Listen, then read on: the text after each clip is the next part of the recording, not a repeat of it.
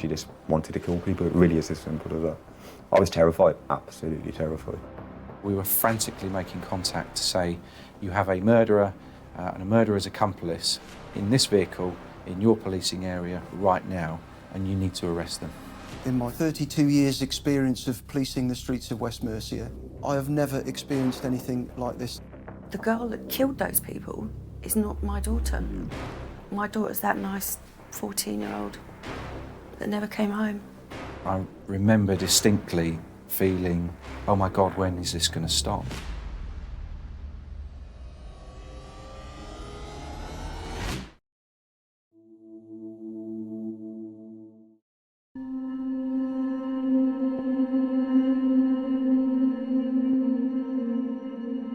Hereford's a typical rural market town.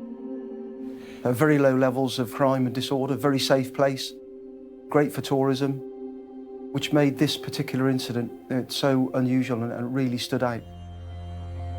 On the 2nd of April 2013, the city of Hereford witnessed two crimes so brutal and so horrific that they would thrust an otherwise sleepy community into the news headlines. There are reports of a series of brutal attacks in the Hunderton area of Hereford, which began this afternoon. Several people are believed to have been attacked. In separate random assaults, two men are savagely set upon whilst innocently walking their dogs. Your instinct is one of disbelief, really. A stabbing on the street is bad. Two stabbings, frenzied attacks, and as brutal as they were really, really significant. And of course, it is incredibly unusual for a woman to conduct attacks like that. The woman in question was Joanne Dennehy. But what police didn't know at the time was that the stabbing she'd committed on the streets of Hereford were the final crimes in a 14-day killing spree that started over 140 miles away in Cambridgeshire. Peterborough, 75 miles north of the capital. It has a population of 190,000 people, and in 2013, it was the home of letting agent Kevin Lee. Kevin had a business called Quick Let, and that business was letting rooms out to homeless and vulnerable people. Many of Quick Let's properties were in the Orton Goldhay area of Peterborough. 3 miles from the centre of town, it's a densely populated estate with lots of former council properties now owned by private landlords. There wasn't a lot of vetting done, to be quite honest. Some used to be let out of prison, some people used to get kicked out of home. They'd go to the council and the council would recommend go to Quick Let. So it was that type of person that he used to let rooms to. And this is how Kevin Lee would first meet Joanne Dennehy. 30-year-old Dennehy had just been released from prison, where she'd served a 14-week sentence for theft. But that wasn't the story she told unsuspecting businessman Kevin Lee.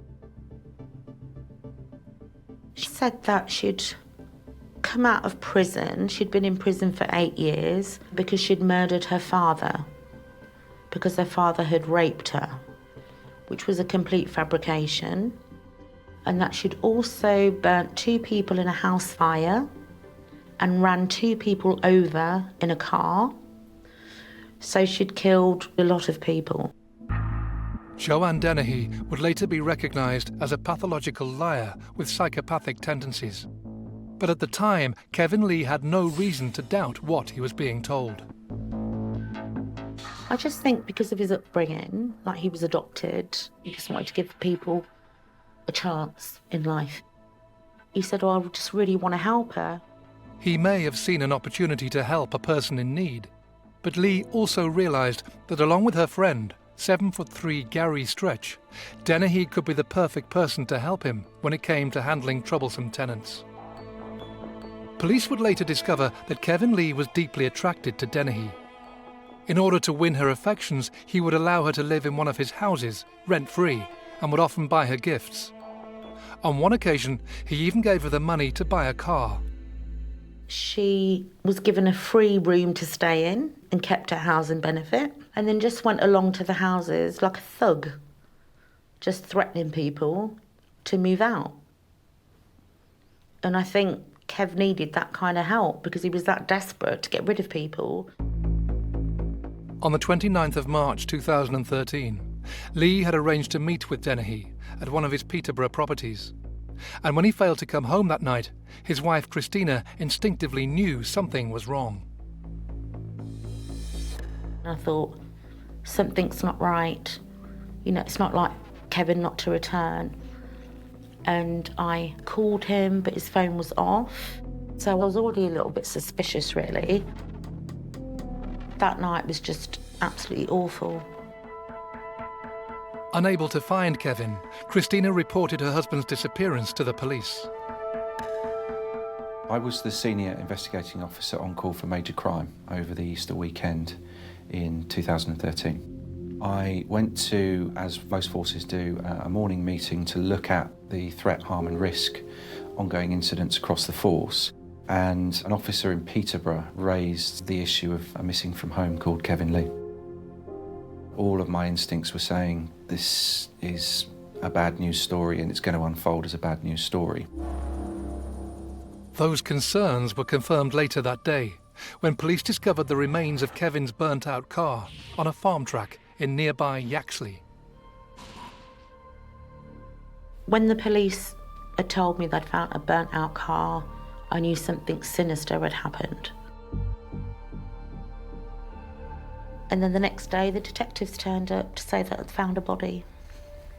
And I knew it was Kevin. Kevin Lee's body had been discovered in a ditch by the A16 in Newborough by a man walking his dog. He was wearing ladies' clothing and appeared to have been deliberately left in a humiliating position. It didn't look natural to me. It looked very manipulated.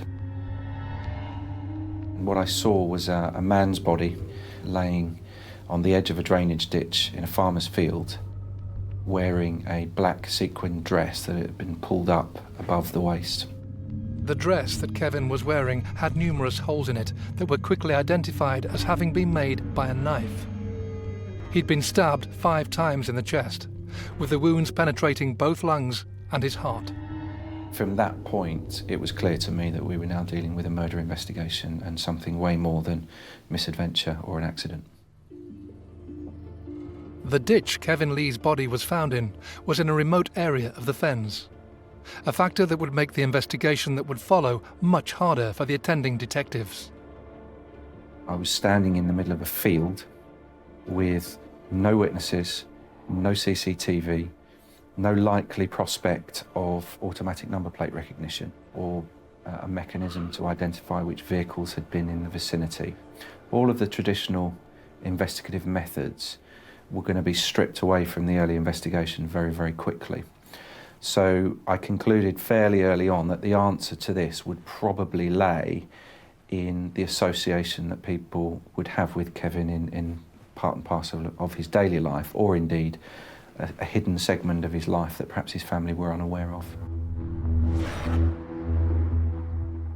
With very little evidence to go on, police examined Kevin Lee's phone records. One of the real ironies of this investigation was that Christina Lee would become absolutely pivotal to identify who killed her husband. It was her frantic activity ringing telephone numbers that were in Kevin's phone from billing that would eventually allow the police to determine that at the time of Kevin's Mondeo being burned in Yaxley, Joanne Dennehy's mobile phone was in the same proximity or cell site.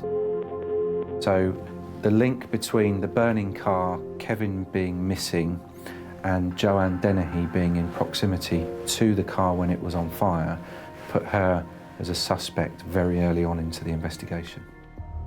Police quickly went to 38 Byfield in Orton Goldhay, the property owned by Kevin Lee, where Joanne Dennehy had been living. Dennehy was nowhere to be seen, but what officers found was a chilling crime scene. A blood-stained mattress had been dumped in the back garden of the property. But forensic testing would show that the blood didn't match that of Kevin Lee. And to add to the detectives' concerns, Royal Navy veteran John Chapman, another of Quicklet's tenants, had also mysteriously vanished. On the 30th of March 2013, the body of property landlord Kevin Lee was found in a ditch near Newborough in Cambridgeshire. And having searched his phone records, police were desperate to speak to a former associate of his who had recently been released from prison. That person was 30-year-old Joanne Dennehy. Born and raised in the picturesque Hertfordshire town of Harpenden, Dennehy's childhood years were much like that of any ordinary young girl. Like everybody else, she liked to go to the playground. She was just a happy girl. Very sensitive girl, though. She was very sensitive. Like, you know, if she stood on a worm or something, she would be really upset. So she was a loving girl. When she was at school, she always had a good report. I never had to go to the school because she had a problem. She was polite to everybody. The teachers always said that she was a nice girl. But when Joanne Dennehy hit her teens, her parents would see a dramatic change in her personality. She started to play truant from school and often found herself in trouble with the police. Her family's concerns were further compounded when at the age of 14, she started a long-term relationship with a man 6 years older than her. We were at the stage where we were begging her to please just finish school. You know, the boy we didn't like, there wasn't any doubt about it. We compromised and we said, look, bring him round for dinner. At weekends, same weekends. We just wanted her to finish and have some kind of education and a decent kind of life. But she didn't want to know.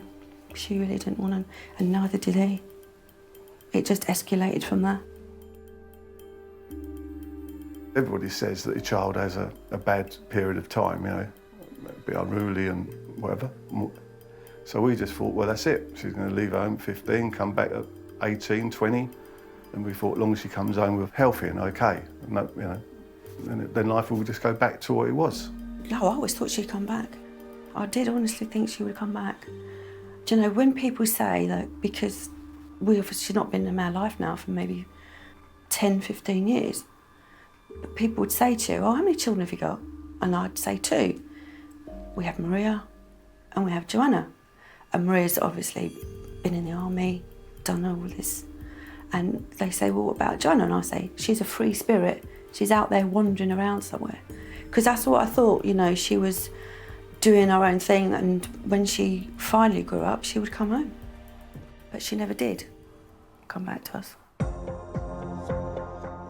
Estranged from her parents, Joanne Dennehy's life spiralled into one of crime. She served various short prison sentences for dishonesty, as well as carrying a blade in a public place. In 2012, she also received a community service order for assault, and in that same year found herself serving a 14-week sentence for theft. It was after being released from Peterborough Prison that she would first meet landlord Kevin Lee. Lee owned a number of properties in the area, and Dennehy and her friend Gary Stretch became his enforcers, helping him to put pressure on troublesome tenants to either pay up or move out. But the relationship between Kevin Lee and Joanne Dennehy became more than just a business one. She was a very manipulative person that manipulated a lot of people. I think she did the same to Kevin, lured him in, and unfortunately that cost him his life. On the afternoon of the 29th of March, Kevin went to Rolleston Garth with presents to give Joanne. There is no doubt that the meeting was geared around a sexual interaction between the two, and certainly the dress was a prop used in that sexual encounter. Kevin was stabbed several times in the chest, and it's clear to me that that took place as part and parcel of sexual activity, or certainly intimacy, in one of the rooms at Rolleston Garth. By now, detectives were well aware of the connection between Kevin Lee and Joanne Dennehy. She was their prime suspect in his murder. So finding her and her accomplice Gary Stretch became their #1 priority. Very quickly, a manhunt started over the weekend where, quite unusually, we went to seek the media's help, given a 7'3" giant of a man in the company of a striking woman who's got a tattoo of a star on her cheek. We're on the run. I really needed the public's help in telling me where they were because the risk to them was great.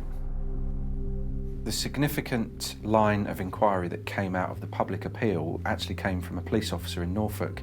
He'd seen the appeal and he was also investigating a drive-off from a petrol forecourt where a girl had gone into the kiosk, stolen some biscuits and food from within and then driven off quickly. He gave me the registration number of the car, and that was the absolute missing link in the investigation. The irony of that vehicle was that it was actually paid for by Kevin, and it was a gift to Joanne, who subsequently would use that vehicle to deposit Kevin's body in the ditch at Newborough. But as soon as we had that registration number, we put it into the national computer for automatic number plate recognition, and we could see the car moving and activating on cameras as it was travelling down the M5 motorway towards the southwest. During their journey, Dennehy and her accomplice Stretch were frequently caught on CCTV cameras. This footage from a motorway service station on the M5 was filmed just 72 hours after the discovery of Kevin Lee's body in the ditch at Newborough. But these wouldn't be the only images of Dennehy and Stretch that the police would discover during their investigation. Whilst Joanne and Gary were on the run, they were committing crimes. I call it subsistence crime. They were literally stealing food to exist. And at one of the burglaries, they stole a camera. And they used that camera throughout their journey on the run from the police. And they were taking really bizarre photographs of them as if they were tourists. It was almost like they were on a trip to have as much fun as they could before the inevitable arrest happened. On the run and low on cash, the pair now needed to sell some of the things they'd stolen. So they travelled to the Herefordshire town of Kington, where a friend of Gary Stretch's would put them in touch with former petty thief Mark Lloyd. Up until that day, I'd never met Joanne Dennehy, never heard of her, never spoken to her. Me and Gary had a passing relationship because we shared the same jail system. And that's all the connection between me and Gary. But Mark Lloyd's criminal connections were about to put him in a position that he never could have imagined. Gone into the front room, the table's full of tablets, TVs and all that. That's when she's pulled a knife out and said, I've just killed 3 people and I want to kill some more. Mark Lloyd found himself in a house with Gary and Joanne and straight away found himself in a position where he too felt that he probably had to comply with whatever request was made of him. I honestly did fear for my own life then. I thought if I don't play these games, she's going to attack me. It was obvious straight away that Joanne had complete control over Gary Stretch. It was strange watching her control a man who could literally pick her up and snap her in half. He wasn't besotted, he was bewitched, under a spell. I don't care what people say, he was under a spell. She was in total control of the situation. Joanne's controlling traits go back probably to her mid-teens, to the point that she leaves the family environment. We've spoken to a number of people who seem to be under the spell of Joanne for periods in their life, certainly men in sexual relationships with her. She was very, very capable of getting what she wanted from a situation, very crafted in manipulating people and men specifically. Now Mark Lloyd was about to become the next man to fall under Dennehy's control. She needed to get to nearby Hereford to sell some of the items she'd stolen. And he was told in no uncertain terms that he would be going with her. Drive from Kington to Hereford, it was, yeah, that was horrific. She was drinking whiskey, she was getting more aggressive, more excitable, basically. Kept showing me the knife, telling Gary to drive slowly, and then all of a sudden she'd pull over and say, right, I want a photograph. And she got me posing for photographs, made me drink half a bottle of whiskey, which I'm amazed I kept down. And we slowly made our way to Hereford. The drive from Kington to Hereford took around 45 minutes. And when they arrived, Dennehy took Mark Lloyd into this shop to buy cigarettes. She's right behind me. I mean, people think she's giving me a hug. She's not giving me a hug. She's got not the blade on me, but she's got the handle on me. And she's saying to me, look, Mark, just get the cigarettes. And when the till was open, I honestly thought she was going to leap the counter and rob the money at the till. And thankfully, strange thing to say, I know, but thankfully she started flirting with her. But Dennehy's playful mood was about to take a much darker turn. Now back in the car, holding the knife she'd used to kill Kevin Lee, she set about finding a random member of the public to attack. Her and Gary having a discussion. She's going, I want my fun now, find me a victim, find me a victim. No women, no children. And I'm sat in the back thinking, the first person this person sees, she's going to do something. And within 30 seconds of leaving the shop, Gary's physically pointed for the witness and said, will he do? Mark Lloyd was about to witness something unthinkable on the streets of Hereford, something that would leave an innocent man fighting for his life. On the 30th of March 2013, the body of Peterborough property landlord Kevin Lee was found in a ditch in a remote area of the Cambridgeshire Fens. Detectives in charge of the case had identified 30-year-old Joanne Dennehy as someone they urgently wanted to speak to about the death. But Dennehy and her accomplice 7'3" Gary Stretch had fled the area and were known to be headed towards Herefordshire. Police were unaware of the exact destination, but suspected that Dennehy, wanted for questioning in relation to the murder, would go to ground. But they could never have predicted what would happen next. Joanne Dennehy and Gary Stretch left the town of Kington and drove the 45-minute journey to Hereford, where they were hoping to sell stolen goods to a contact of former petty thief Mark Lloyd. But with the knife she used to kill Kevin Lee in her possession, an alcohol-fueled Dennehy now had other plans. Her and Gary having a discussion. You know, Gary, you've had your fun, find me a victim. Gary's physically pointed for the witness and said, will he do? The man that Gary Stretch had spotted was retired Hereford firefighter Robin Barretza.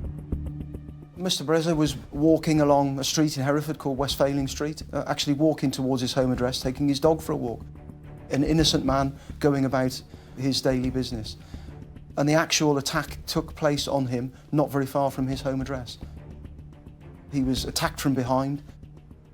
He said it felt like he was being punched in the back. He turned around, he was struck on the arm. He actually fought back. But of course the stabbing was so serious that he was very, very badly injured. What made this assault even more shocking was that it happened in such a public place. The location where Mr. Brezza was attacked, it's a very pleasant area. It's very peaceful. It's next to the main cemetery in town. This was shortly after 3 o'clock. There would have been lots of children about as well. There's one particular piece of CCTV footage on the side of a health centre which shows Robin Barretza walking past, and then in close proximity the green Vauxhall Astra which Joanne and Gary were in. And of course the consequences of just a few moments later led to the terrible injuries to Robin Barretza. In broad daylight, 63-year-old Robin Barretza was stabbed twice and left with potentially fatal injuries to his upper body. I thought the man was dead, and she's calmly got back in the car, gave Gary a kiss on the cheek, and then wanted to do some more. And they then spent the next 4 or 5 minutes driving around looking for their next intended target. And it was Gary's proposal to Joanne, what about him, when they saw John Rogers. John Rogers, a 56-year-old man, lived in Hereford, liked playing the guitar, was just a man who kept himself to himself largely. He was walking his dog and he was attacked from behind by Dennehy. Joanne's just got out the car very, very casually, walked up to the bloke, did something exactly the same as before because he wasn't startled or anything. He stopped, she probably mentioned the dog again, and then she's got in really, really close, and then it was a blur. It was like a splash or a movie. And I honestly thought the first man was definitely dead, but I thought this man has just died in front of me. At one point, he was face down on the ground and had received terrible stab wounds to his back and upper body. She turned him over and did the same to the front. And John has subsequently told us that he felt his life ebbing away from him as he watched blood from his own body trickle away down the street. As Joe's walked back with the dog, which totally spanned my head, she's got back in the front seat. No mention of the bloke, no mention of the fact that she's just killed someone in front of me. Said to Gary, that was nice, I need to do some more.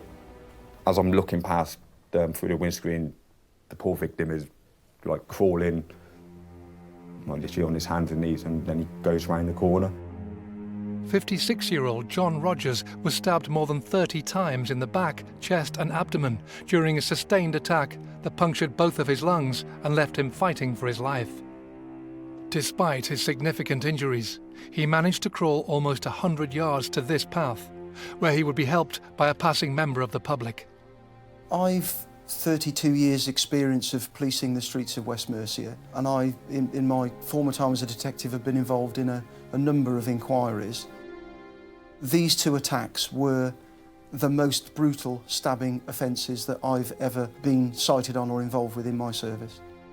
And I have no doubt at all that it was due to the skill of paramedics and medical people that meant that those two gentlemen, their lives were saved. The injured men were airlifted to hospital in a critical condition. But Dennehy hadn't finished her frenzied rampage. She was still at large and looking for more victims on the streets of Hereford. By this time, I can hear sirens everywhere. I mean, I'm not exaggerating, they were everywhere. And I'm thinking, this ain't gonna be too long, this ain't gonna be too long, this ain't gonna be... And then I was thinking, if I'm hearing this and Joe and Gary are hearing this, she's gonna think, wow, sod you, Ma. Just a few hundred metres from where John Rogers was attacked is a small row of shops. And it was here that armed police would end Joanne Dennehy's reign of terror. The officers approached Joanne Dennehy in the car.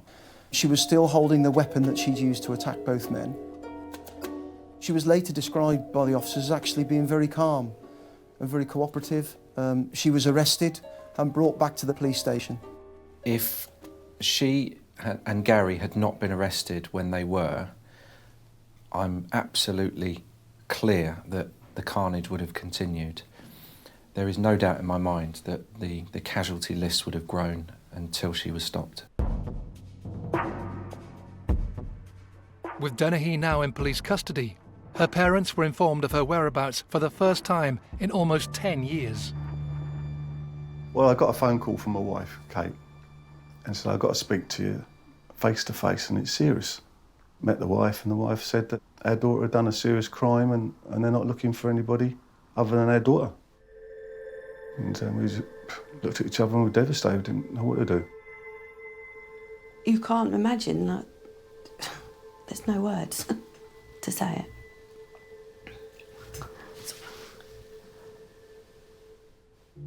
I can't tell you how difficult it was because I feel like I just turned off. Do you know, it feels like bereavement. You bring up your baby from baby to 14, never a problem. Then all of a sudden, the rebellion starts, which we expected. Then she gets into more and more trouble, and then she decides that I'm not staying here, I'm going off with my new friend. And then someone's knocking at the door saying that she's a murderer. Joanne Dennehy was detained at Hereford Police Station in connection with the murder of Kevin Lee in Cambridgeshire and the attempted murders of Robin Barretza and John Rogers. But even the most experienced officers were surprised by her behaviour. Her attacks were incredibly vicious, and not very many minutes later, she's been arrested and she's in a police station being booked into the cell block and actually joking with staff. It's very, very concerning behaviour. You are Joanne Christina Dennehy. What you can't see from this footage is that I'm literally on the next desk being booked in. It just amazed me how unemotional the woman was. She didn't act like a person who'd just been arrested for 2 attempted murders and a murder. She looked like she just, I don't know, day out for her. Jumping around, happy, flirting with the officers. You're very distinctive eyebrows. I know, so you keep saying. So It's clear to me that she's enjoying the spectacle, that people are looking at her as somebody that's about to become notorious. Attempted murder and murder. It's yeah, it's It works. A big fat black rabbit. You could be walking. Big fat black lemon. Yeah, it could be. I'm not sure that would be worse though. Yeah, well. Yeah. The way that she portrayed herself as smiley and interacting on a humorous level with the officers says to me, morally, she has no regard for what she's just done. She has no regard for the devastation left behind, and she loved being the centre of attention. Why isn't it pen and paper? Because this makes my signature look really dodgy. I think Joanne is a person who enjoys the catastrophe that she leaves behind. I think she has become more and more involved in killing because she's done it for the first time. She apparently got away with it for the first time, and she enjoyed the experience. And somebody who's prepared to accelerate their behaviour because they enjoy something as gory as killing is a very dangerous individual indeed. When I saw the CCTV footage of Jo, it was like somebody I didn't know. She's standing there being charged, smiling and laughing with police officers. That's not the kind, loving Joanna that was our lady.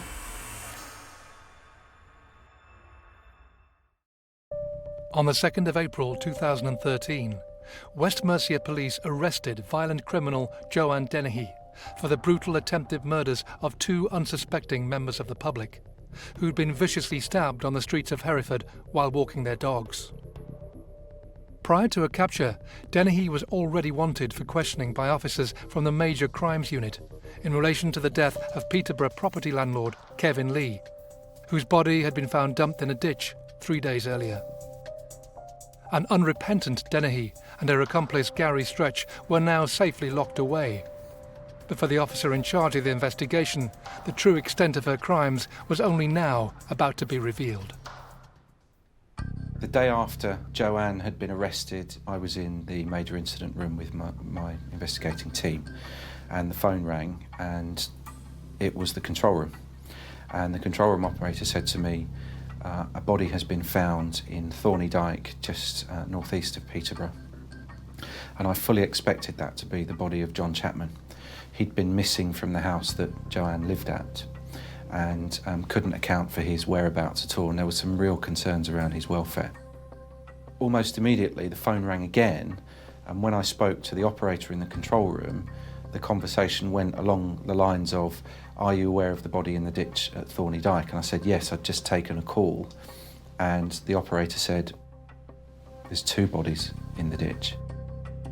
I remember distinctly feeling, oh my God, when is this going to stop? And there was a genuine palpable sense of shock that went through the incident room. If that was John Chapman, who's the second person? And in which case, how many more?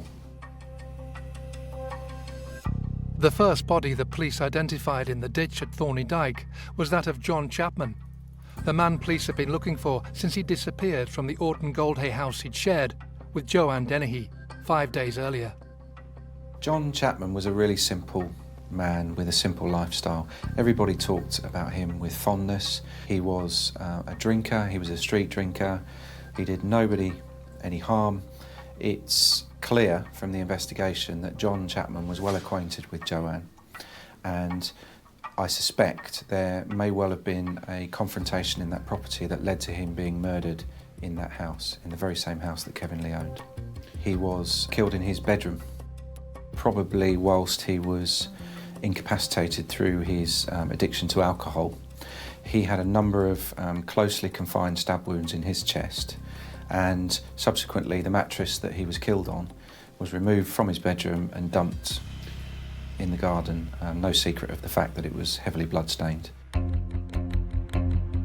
The second body retrieved from the ditch at Thorney Dyke belonged to 31-year-old Lukas Slabozewski. Lukas Slabozewski was a Polish national living in Peterborough, had family around the UK, lived a relatively chaotic lifestyle, more than sufficient evidence to say that he was a regular drug user, would be in the city where perhaps people homeless living in shelters or reliant on soup kitchens would congregate. And I think that's probably where the association with Dennehy was established. This CCTV footage, filmed on the 19th of March 2013, shows Lucas's final movements on the day he went missing. Shortly after withdrawing money from this cash point, he would visit Joanne Dennehy at one of Kevin Lee's properties on Rolleston Garth in Peterborough. Clearly there was an arranged meeting between he and Joanne. And I'm in no doubt that that was driven by sex, an agreement to meet for sex. What we know is that Lucas was attacked in that property and he was stabbed in the chest. At least one of those stab wounds piercing his heart. And he died in the house at Rolleston Garth, having pre-arranged meeting with Joanne there. Police believed that Lucas was in fact Dennehy's first victim, having been killed 10 days before John Chapman and Kevin Lee. Forensic officers were able to determine that his attack probably started in the bathroom of the property. A significant number of blood spots were found in the living room, suggesting the assault had been long and sustained. And this was reinforced by the injuries found on Lucas's body after it was retrieved from the ditch in Thorney Dyke. The depth of the wounds were much more than superficial, and the extent to which the knife went into Lucas's heart showed a high degree of violence. Police were now aware that Joanne Dennehy had killed 3 people in Peterborough and savagely attacked 2 more before leaving them for dead on the streets of Hereford. And as their inquiries continued, they would gain further insight into the mind of a killer who appeared to show no remorse for her actions. A really disturbing element of this investigation was Joanne made no secret of the fact that she'd killed Lucas. She told a number of people. And on one occasion, before her arrest, she took a young girl to a wheelie bin in the proximity of Rolleston Garth, where she had placed Lucas's body, and he'd been there for a number of days. And she showed a then 14-year-old girl the body of Lucas. The evidence against Joanne Dennehy was compelling. And on the 18th of November 2013, she attended a pre-trial hearing at the Old Bailey in London, where she stood accused of murdering Lucas Labazewski, John Chapman and Kevin Lee. She was also charged with 2 counts of attempted murder. We anticipated a long drawn-out trial, and a lot of work had been put in to prepare for just that. But it was a shock to everybody in that packed courtroom. After 10 minutes, she stood up in response to being read the indictments, and she pleaded guilty. Nobody expected that to happen. When I heard Joanne had pleaded guilty, I was very surprised, because I thought that she'd wanted notoriety. She wanted to be in the limelight. She wanted to be recognised as doing something. But I was very surprised. I think that she may even have made that decision at the moment that she stood up. I think it might have been as late in the day as that, because she could see a packed courtroom, the most famous court in the country. All eyes were on her, and this was her last opportunity to control the situation in a way that she wanted to. On February the 28th, 2014, 3 months after her guilty plea, Joanne Dennehy returned to the Old Bailey, where she was sentenced to a whole life tariff. The fact that she'll never see daylight again in the outside world is of huge comfort for the family. And whilst I don't measure success of any investigation on prison time, in this case, for Joanne Dennehy, it's absolutely the right thing that she won't come out of prison. On sentencing, the judge told Dennehy she was a cruel, calculating, selfish and manipulative serial killer. She simply laughed when she was told she would spend the rest of her life behind bars. These are the walls that now protect the public from a cold-hearted, calculated female serial killer. And few would argue that the whole life tariff she was handed is anything but appropriate. In my opinion, Joanne Dennehy is the most dangerous individual in the criminal justice system today. She has no emotion, she will not consider the consequences of her actions, and behaves in a way that is not erratic, it's calculated. If I'm brutally honest, I don't ever want her to come out. I think because she would do it again. Because she has no remorse. So she deserved what she got. The world's safer without Joanna in it. This case was the most demanding investigation emotionally on my team, on me, and the families involved, and principally those loved ones left behind.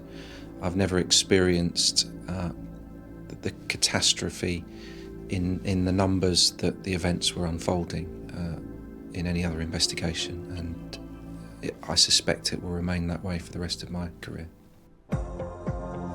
For his involvement in Dennehy's 14-day reign of terror, Gary Stretch was charged with 3 counts of preventing the lawful burying of a body and 2 further counts of the attempted murder of Robin Barrezza and John Rogers.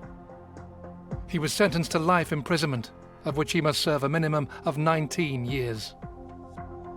The reason that Gary Stretch is serving a life sentence is because he enabled Joanne Dennehy to attack John Rogers after he had seen the terrible events of Robin Barrezza unfold in front of him.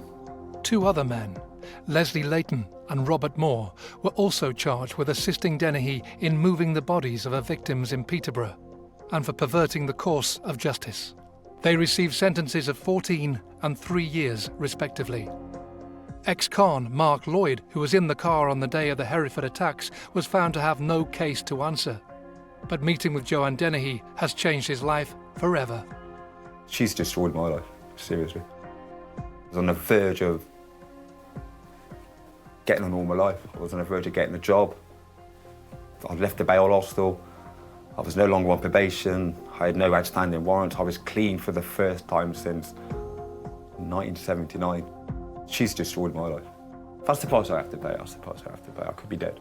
Dennehy's cold-blooded crimes have shattered the lives of her own family too. We have not talked to her, spoke to her. I don't think she wanted to speak to us anyway, and I wouldn't like to see her.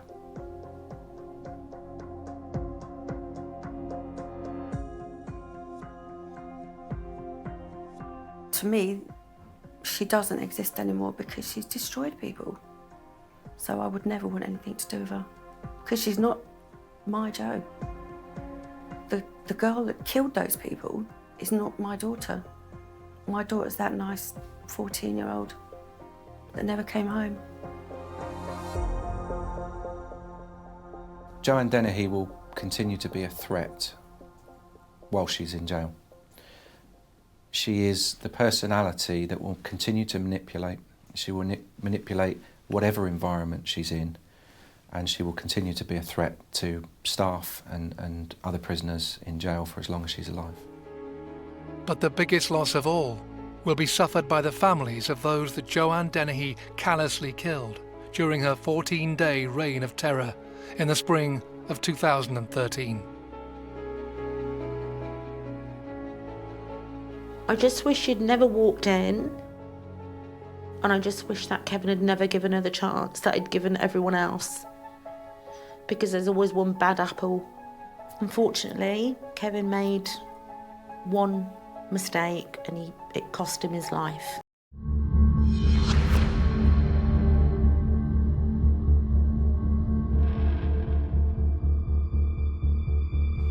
This is breaking news and we're giving it to you as we get it. The body of a young woman is recovered from a brook in the countryside just outside Ipswich. The inquiry went from 0 to 60 in such a short period of time. The residential area felt as though it was in lockdown. If I sat there worrying about the danger every day, I wouldn't be going out to work. I wouldn't be earning my money. The general opinion was that we were dealing with a serial killer.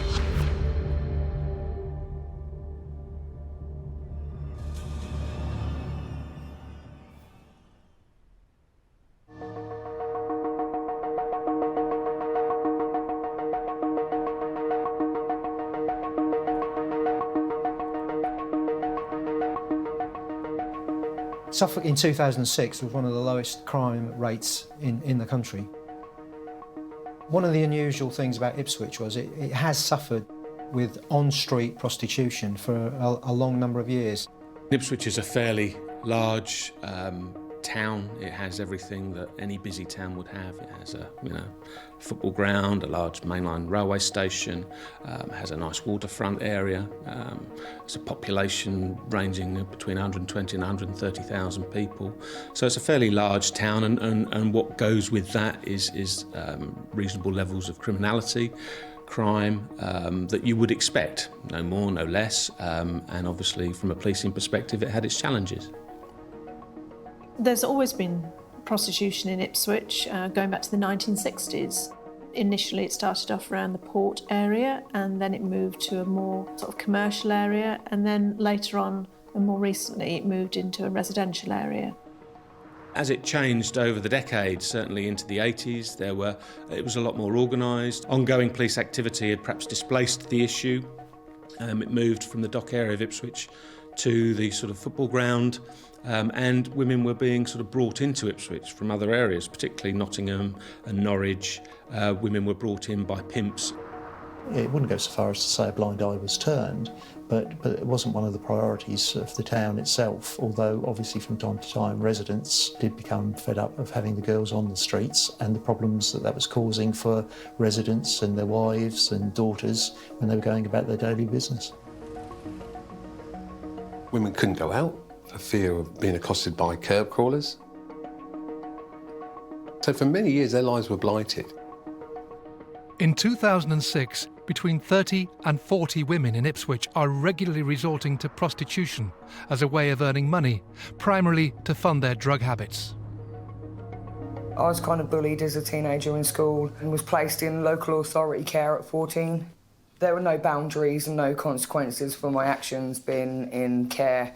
You know, obviously there's no one to discipline me and punish me. So yeah, I could pretty much do what I wanted when I wanted, really. I was kind of experimenting with cannabis. I tried heroin and cocaine as well. Other things, you know, was drinking. Jade's use of drugs soon turns into an addiction, and she finds herself increasingly in need of money. As a last resort, she turns to prostitution. I was using drugs in the first place to block how I was thinking and feeling. You know, I was working on the streets because I tried stealing. I was rubbish at that. The easiest thing I had was my body. It was my choice. It's emotional. You do feel degraded and used, you know, so like I was just using the heroin because it's a little bit stronger. You know, I've got my emotions from being a teenager and growing up, but now I've got all these emotions and feelings from sleeping with Tom, Dick and Harry and being disappointed with myself. A seemingly lone voice in Ipswich, one charity spends time on the streets trying to reduce the harm these women face by supplying condoms, clean needles and advice on how they can try and escape their volatile and often dangerous lifestyles.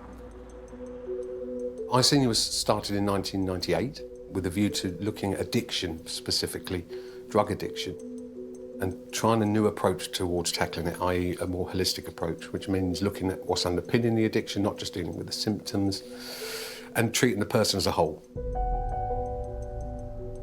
If I sat there worrying about the danger every day, I wouldn't be going out to work. I wouldn't be earning my money.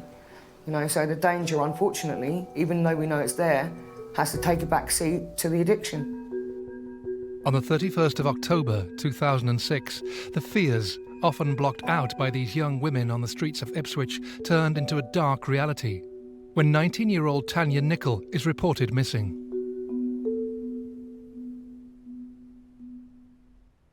I became aware that there was a young woman who'd been reported missing in Ipswich.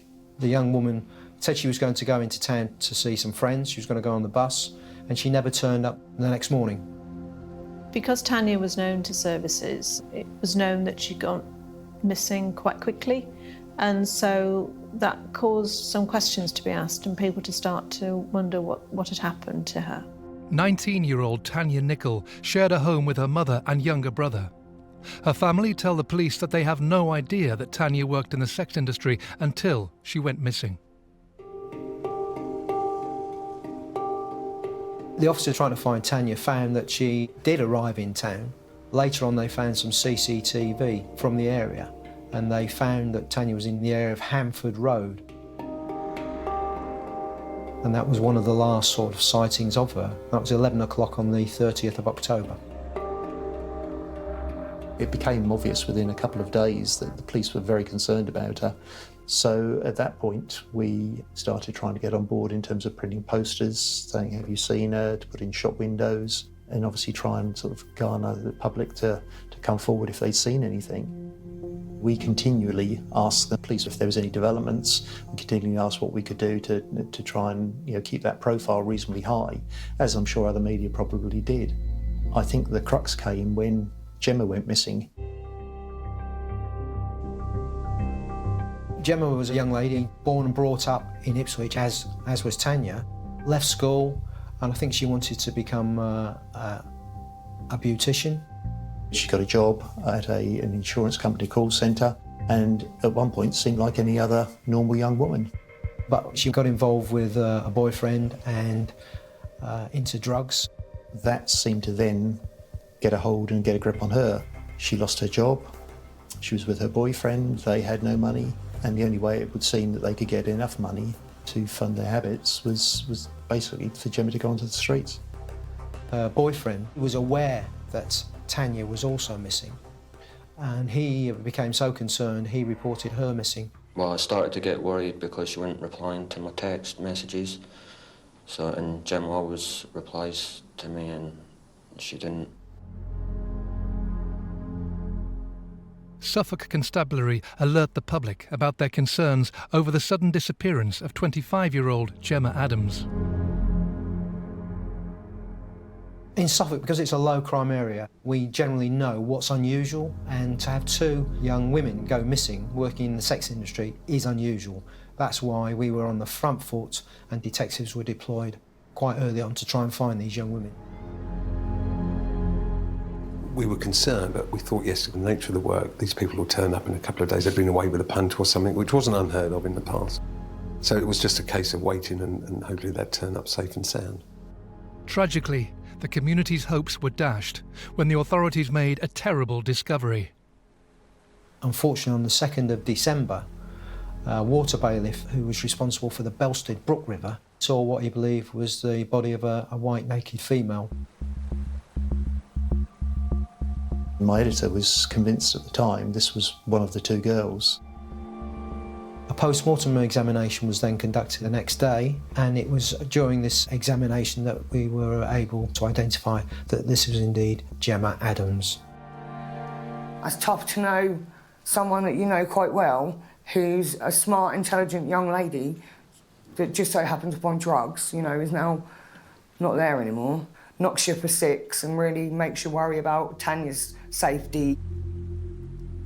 From the outset, it was very obvious, once the body was found, that Gemma had been murdered. There is this growing fear now that having found one of the women's bodies, the thought was obviously going through everyone's mind that the likelihood was they may not be finding Tanya alive. When bodies are found in rivers, it's very difficult as an investigator to obtain evidence, because water, by its very nature, does tend to destroy a lot of evidence. So you need to make sure you use the right sort of experts to get best advice and to, despite them being found in the water, to still try and obtain some evidence to identify who's responsible and how the victim has died. Her body had been deposited in a fast-flowing river for a number of weeks. The rate of flow of the river and the mere fact she'd been immersed in it meant there was virtually no possibility or potential for recovery of any evidence that might be helpful to the investigative team. Just 6 days after Gemma's body is found, police make yet another grim discovery. On the 8th of December, a dive team started to search the Belstead Brook River. On the side of the river going down towards the River Orwell, the body of another young woman was found. Discreetly shielded by a line of police officers in their vehicles, the body of a young woman is recovered from a brook in the countryside just outside Ipswich. We got a call to say that a body had been found, and police were down in a place called Cobdock, which is further downstream from the brook that Gemma was found in, and immediately you think it's Tanya. The body was taken out of the water, and it was when the body was taken back to the mortuary and examination started, we were able to identify this, unfortunately, was in fact Tanya Nicol. The town then started to become extraordinarily concerned about what was going on, and particularly females, because there was somebody out there who seemed to be abducting women and murdering them. And this was starting to become out of control, and people were wondering where it would all end. During the winter of 2006, 2 young women who are working on the streets to fund their drug habits are found murdered and dumped in the same stretch of river in rural Suffolk. For an area with such a low crime rate, the tragic deaths of 19-year-old Tanya Nicol and 25-year-old Gemma Adams send ripples of fear throughout the community. It's a small town. A lot of people know each other. Both the women were from this town and had families in this town and friends in this town. A lot of people knew them, so it was quite a shock. We were giving out general community safety messages. There was a mobile police station in the centre of Ipswich. Personal attack alarms were given out. There was some national media interest, of course, when 2 bodies are found of young women in a relatively short period of time, in a relatively small area. On the 10th of December, the investigation took an even darker turn when a 3rd body was found in woodland to the southeast of Ipswich. A member of the public was a passenger in a vehicle driving down the street in Nacton when they see in the woods what they believe is a mannequin. The discovery of this young woman's body is very different from that of Tanya Nicol and Gemma Adams. She'd been found on dry land, but worse, she'd been posed naked in a crucifix position. Hers is the 3rd body to be found in just 8 days. She'd been subjected to rather extreme weather conditions. It was extremely heavy rain at the time, high winds, and she'd been exposed to the elements, making the recovery of any potential evidence very, very difficult and problematic. It became evident early on that this was another working girl, and as it turned out, it was Annalie Alderton. The discovery of the body of a 3rd young woman in just over a week is devastating for the community. She is identified as 24-year-old Annalie Alderton. She led a chaotic lifestyle, addicted to heroin, and was irregular on the streets of Ipswich. Tragically, a post-mortem revealed that she was 3 months pregnant. That's one that did emotionally hit me for 6, because this was a girl that, like, I grew up in a children's home with, you know, when I was a teenager.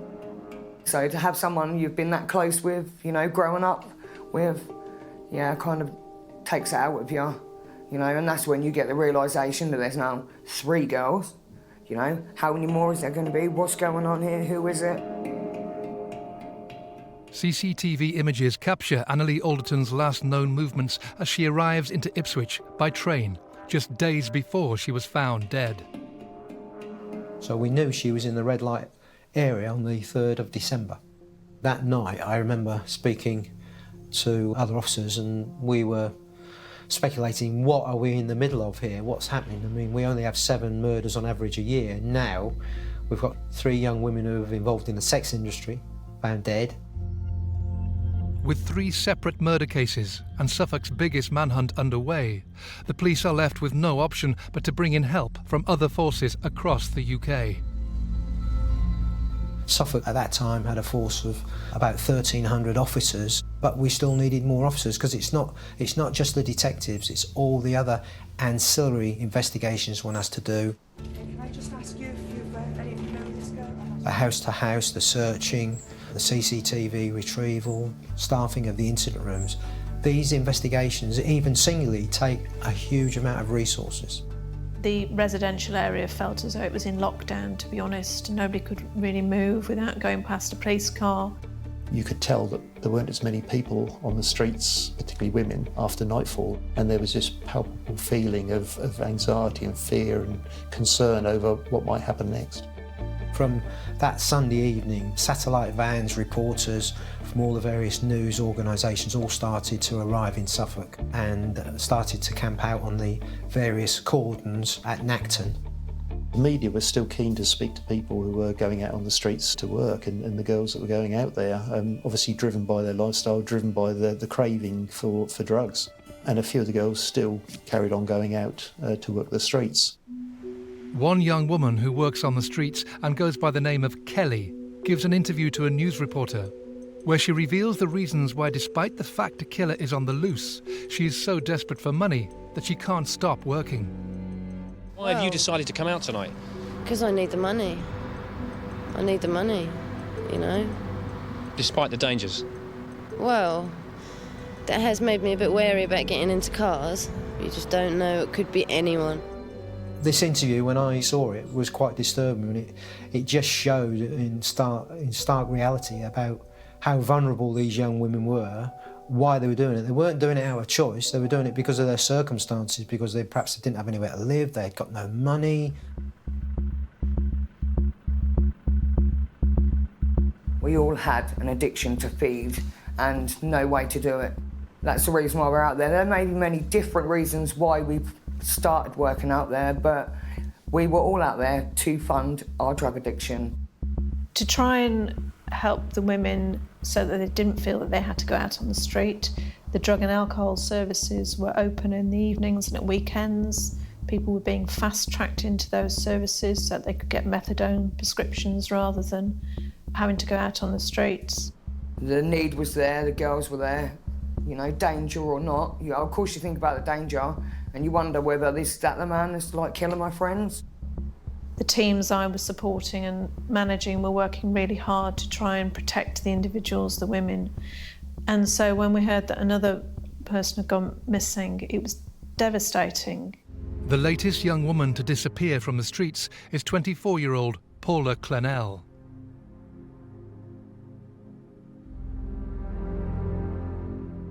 Paula was a young woman who we believed had a serious drug habit, had been working in the sex industry for a while. She was pretty much, I think, a woman like me. I'm kind of like a tough nut tomboy with a bit of hyperactivity in me, really. Yeah, she was a good mum, genuinely nice girl. Paula was like many people with an addiction, would dip in and out of treatment. I saw her on the Monday, made an appointment for her on the Thursday, I think it was, but she didn't make that appointment. A member of the public, a gentleman who just dropped his car off at Nacton, when he looks to his right and sees in the foliage the body of a white, naked female. And this place is only half a mile from where Anna Lee was found in Nacton. Only 48 hours after Anna Lee is found, and just 700 yards from where her body has been discovered, investigators are now stunned to hear that a fourth young woman is dead. The inquiry went from 0 to 60 in such a short period of time. Police sent the helicopter up to look over the land, and suddenly, to their surprise, they saw another body in the undergrowth in a different place from where they had been told that the body had been seen. And they suddenly realised there was not one, but two bodies. This horrifying discovery means the number of women found murdered in the Ipswich area has risen to 5. All in the space of just 10 days. At 3:48 p.m, a crew member on board the helicopter spotted what appeared to be a second body, a few hundred yards away from the site of the first body. The speed of the developments, I can remember being at police headquarters for a meeting and then people disappearing out of the meeting and then thinking, well, what's happening? And then somebody coming in saying there's been another body found, and just the shock on everybody's faces was just horrendous. As you will understand, we don't have a great deal of information. As the Chief Constable has just indicated, this is breaking news and we're giving it to you as we get it. I mean, this was starting to become out of control and people were wondering where it would all end. The two young women are formally identified as 24-year-old Paula Clennell and 29-year-old Annette Nichols. Annette had been missing for 8 days, but Paula Clennell's disappearance had only been reported 2 days before, on the 10th of December.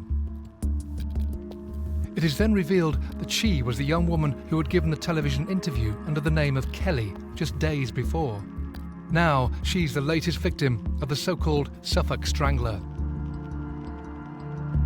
The sheer speed and scale of how the investigation unfolds is unlike anything the country has seen before.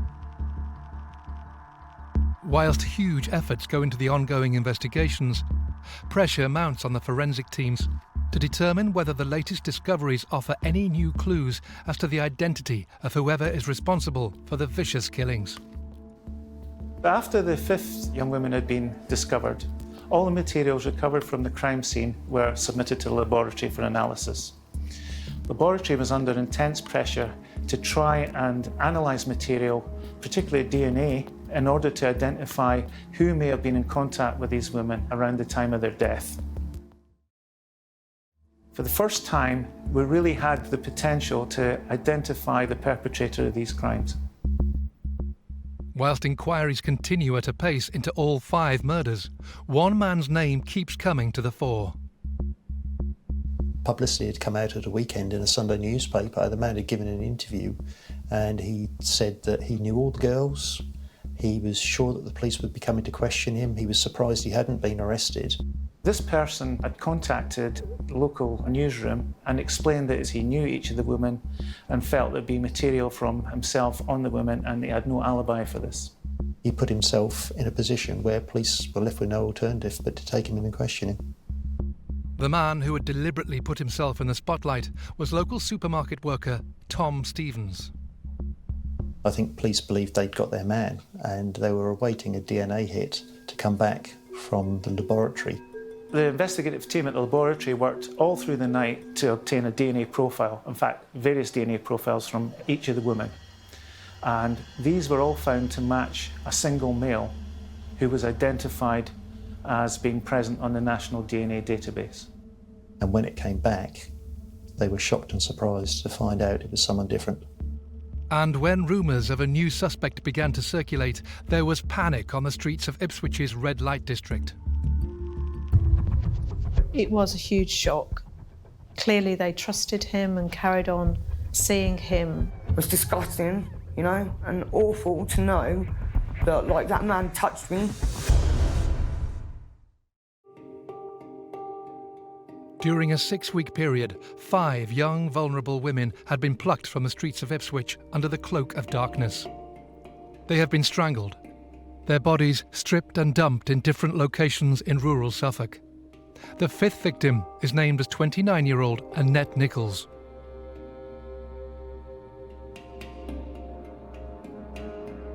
Annette was said to be quite a soft character. She was said to be the sort of person that would be everyone's friend. You know, people were drawn to her.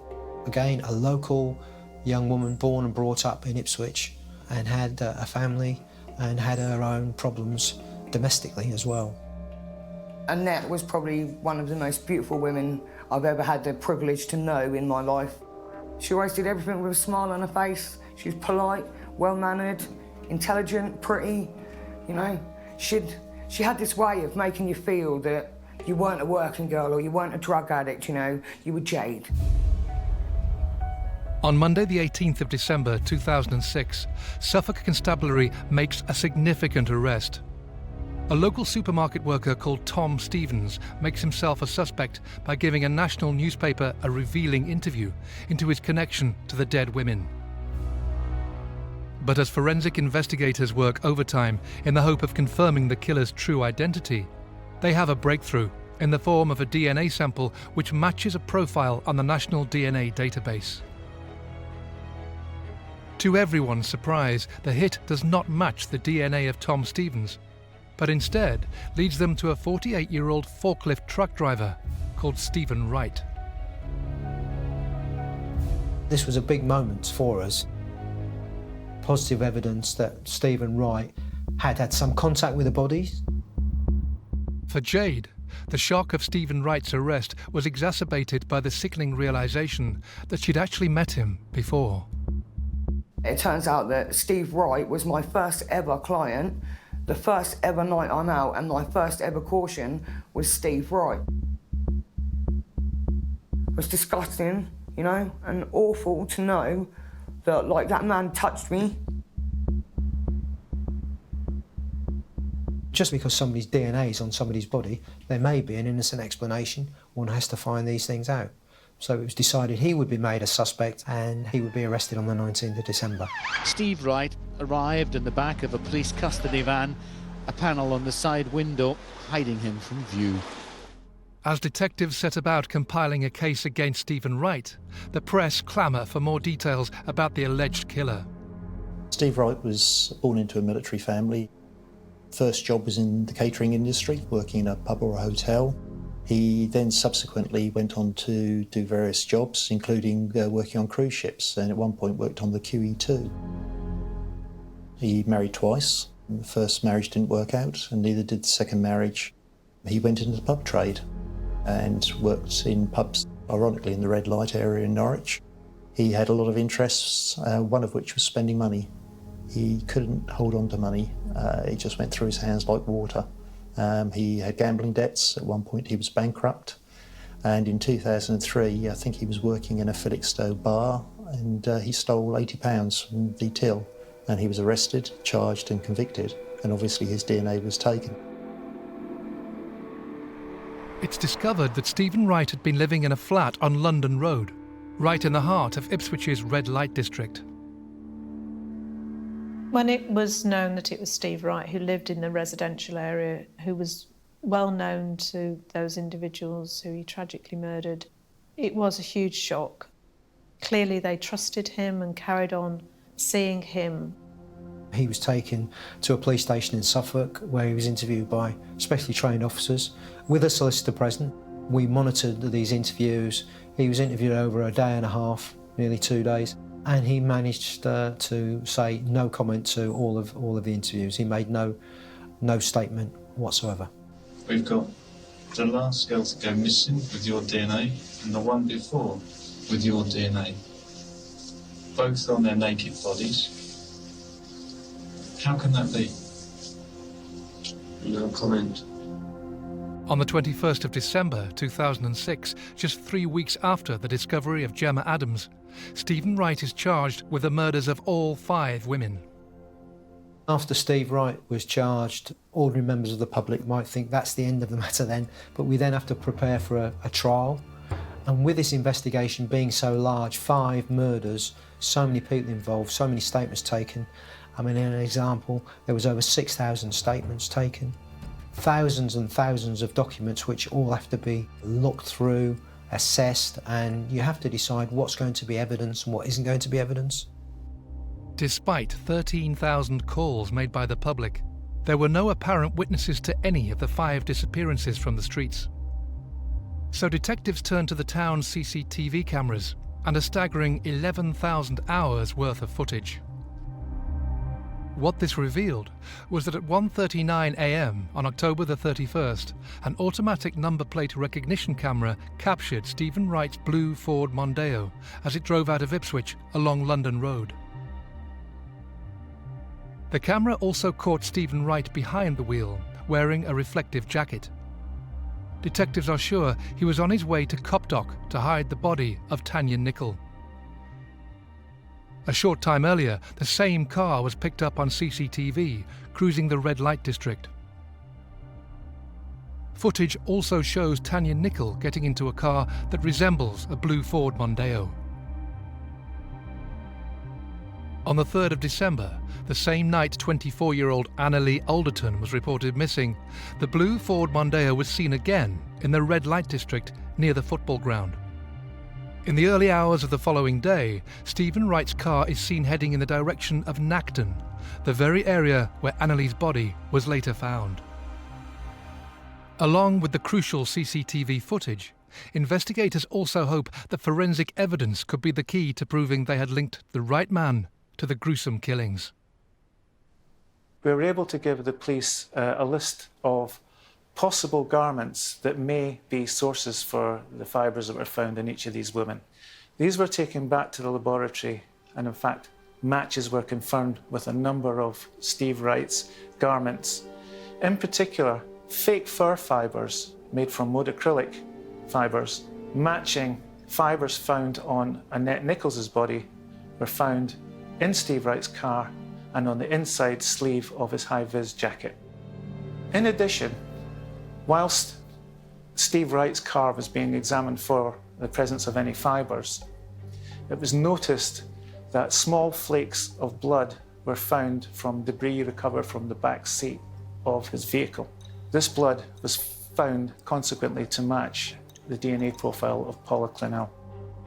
The detectives need to know whether or not the deaths of Tanya Nicol and Gemma Adams were related to the other 3 murders. The reason the decision was taken to examine the hair was that hair acts a bit like a mop, as it tends to retain and pick up trace evidence very easily. Despite the long immersion times in the water for both of these women, we found fibres which matched Steve Wright's tracksuit bottoms, and quite crucially, we found a fibre in Tanya's hair which matched the carpet of Steve Wright's car. The trial begins at Ipswich Crown Court on the 14th of January 2008, where the full horror of Stephen Wright's crimes are put to him. That he abducted the 5 young, vulnerable and trusting women, that he then strangled and stripped them before dumping their bodies in the Suffolk countryside. Steve Wright, to my surprise, did give evidence at the trial from the witness box. Basically, he said that he'd had consensual sex with 4 of the young women. He had been out using these young women as prostitutes, either in his car or at his home address. The prosecution were very clever because there was no one smoking gun piece of evidence. It was question after question after question were put to him about all these coincidences, about DNA links, about CCTV cameras seeing his car in various places where the girls had gone missing. All of these pieces of evidence that were put together, you could see his whole defence being picked apart and it just being nobody else but Steve Wright who was the killer of those 5 women. The thought that he would be found not guilty was unthinkable.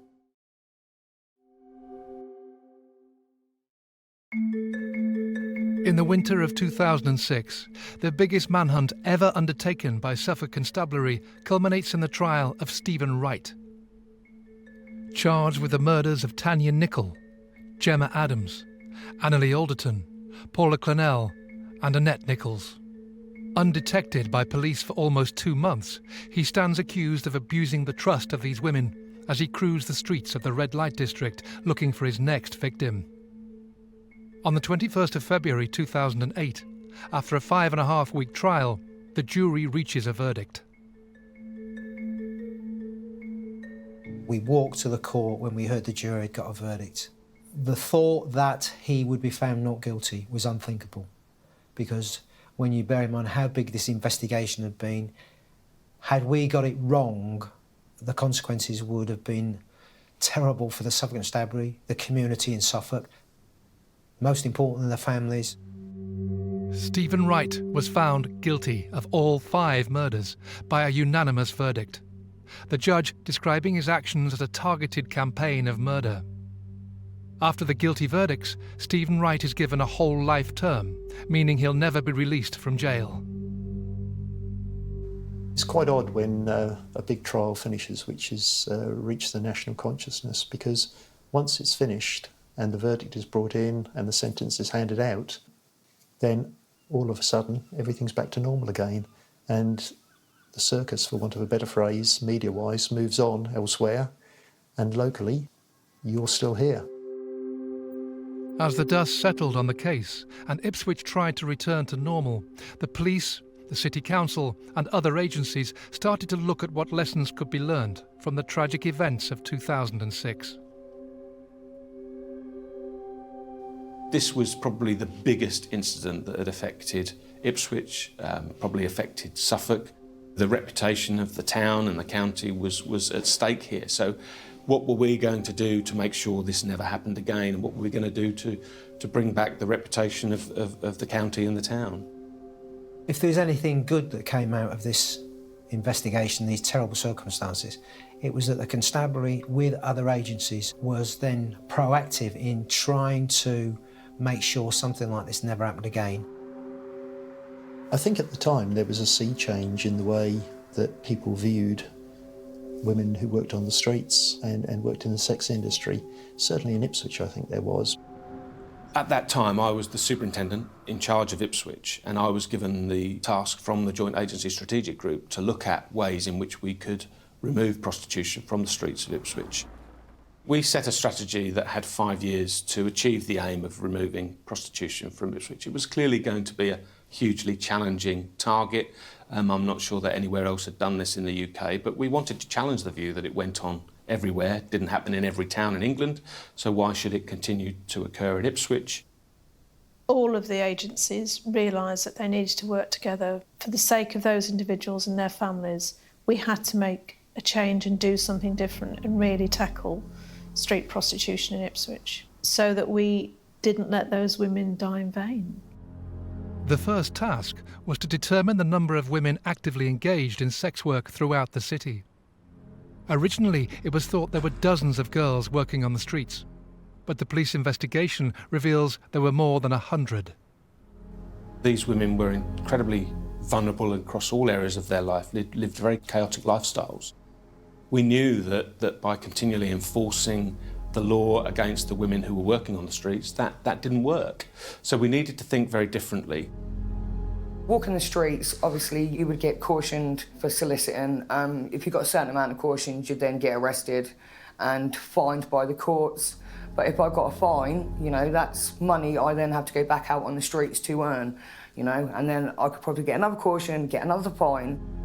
That was what we now call a revolving door effect, so it was never really effective in dealing with the issue. We wanted to look at each individual woman and look at their needs. Clearly, drug addiction was one of the big things, but equally, things such as access to healthcare, access to education, access to housing, all of these things were relevant. Along with investing their resources into helping the women escape their chaotic lifestyles, the police decide to change their enforcement tactics by coming down heavily on the men who bought sex, instead of prosecuting those who sold it. We would arrest them, they would be taken to the police station, they would have their fingerprints taken, their DNA taken, their photograph taken, and they would go through the court process if necessary. If they had no previous convictions and they admitted their guilt, they would of course be offered a police caution. And most were happy to accept that, because what we also found was that most of these men were married in long-term relationships. Many of them had children. After just 2 years, the scheme in Ipswich began to show results. Designed to offer sex workers an alternative to a life on the streets, providing access to healthcare, accommodation and drug rehabilitation. It had a noticeable effect on the area. There was no demand, there was no arrests because there were no individuals actually operating in that area, because the message had got out very clearly that street prostitution was not taking place, and therefore there was no point in coming to Ipswich. That's not to say there are still not reports of working girls being out on the streets from time to time, but once those reports are made to the police or the authorities, they're scooped up into this strategy to try and get help and to try and ensure that we never go back to where we were. Sadly, it will take murders to occur before local areas or cities or towns do something about their prostitution problem. Don't let it be another Ipswich. We can't allow it to happen again before something's done.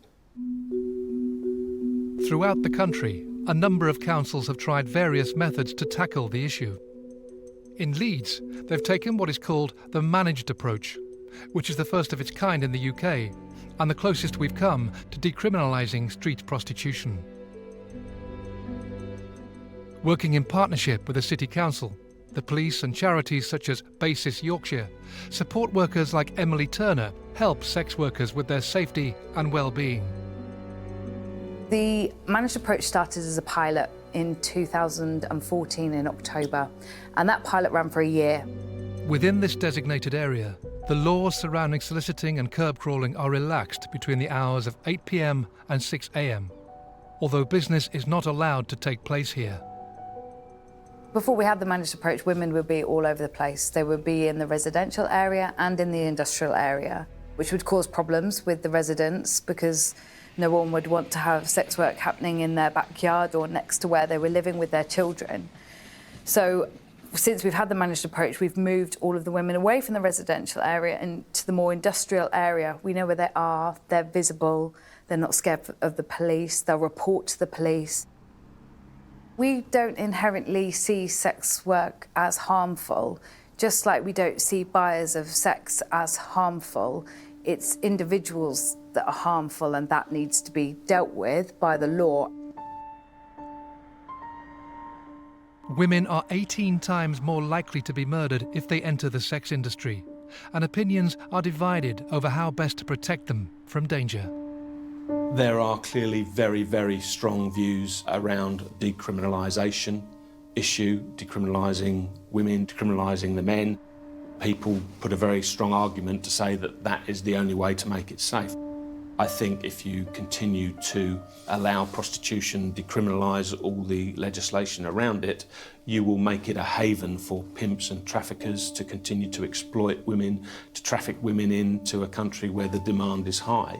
You know, we need to turn this around and say, actually, purchasing women for sex is not acceptable, and we need to change the attitude of men about the exploitation of women, and we need to target the demand. The managed approach isn't all the way there that we want it to be. It has its flaws and it's not perfect. But ultimately, we all want sex workers to be safe. We want to reduce their vulnerability, and we all want perpetrators of serious crimes, trafficking, exploitation, and serious crimes like murder and rape. We all want those people to face justice.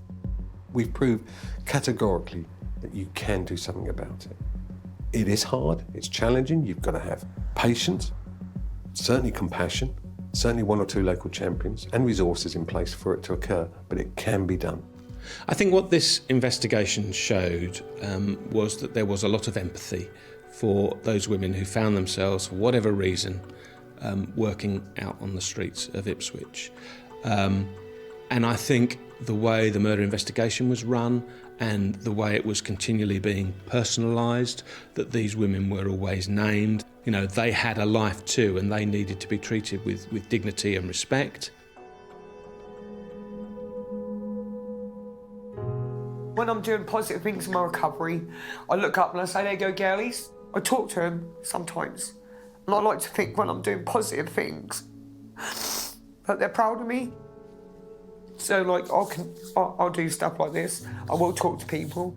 I will make them aware, you know, that I'm a human being too. I'm not just a junkie and a hooker, you know. I'm a person just like everybody else. We're all somebody's daughter, somebody's mother, somebody's sister, niece.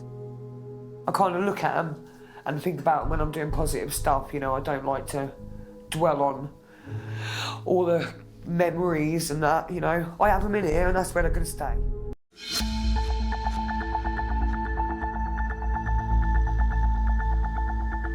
It was just something you never expected to see at a main hospital.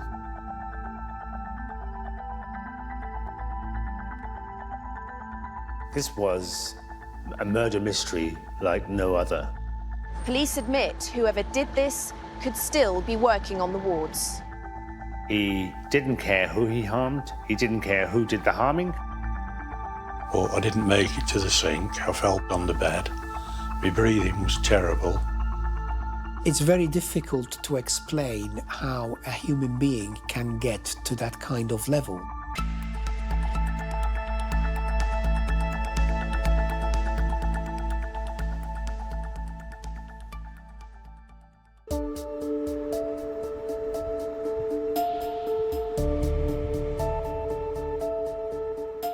Stepping Hill is run by an organisation called Stockport NHS Foundation Trust. It's described as a medium-sized district general hospital.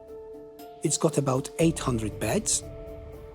It employs about 4,500 staff, of whom there are approximately 200 consultants, about 300 trainee doctors, and about 3,500 nurses. Stepping Hill Hospital's one of the four kind of major hospitals in Greater Manchester. I think it services about 500,000 patients every year that will go through the doors there, and a lot of the patients are of the older generation, so you're talking between 75 and 80 years old, and you know there's a huge staff base there. There's about, I think, 5,000 people that work at Stepping Hill Hospital as well in terms of the staff base, so huge hospital, very busy, and obviously one of the major hospitals in Greater Manchester. They will receive strokes, heart attacks, people who have had accidents or emergencies. In fact, anything that might need a blue light ambulance, you could end up being taken to Stepping Hill if you're a local person.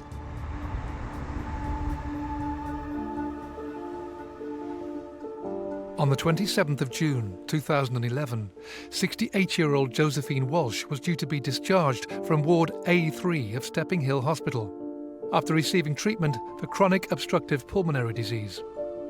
Despite appearing to be alert earlier that morning, when nurses prepared to move her to another ward, they found her slumped unconscious in a chair, suffering from a hypoglycemic attack.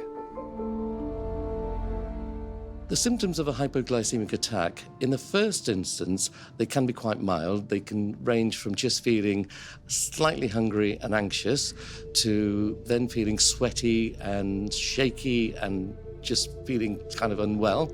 People then may notice that their concentration is impaired, they can't think straight, they sometimes find that they're not talking properly, and then ultimately they will start to lose consciousness. Eventually they may even go into a coma, or potentially they could die.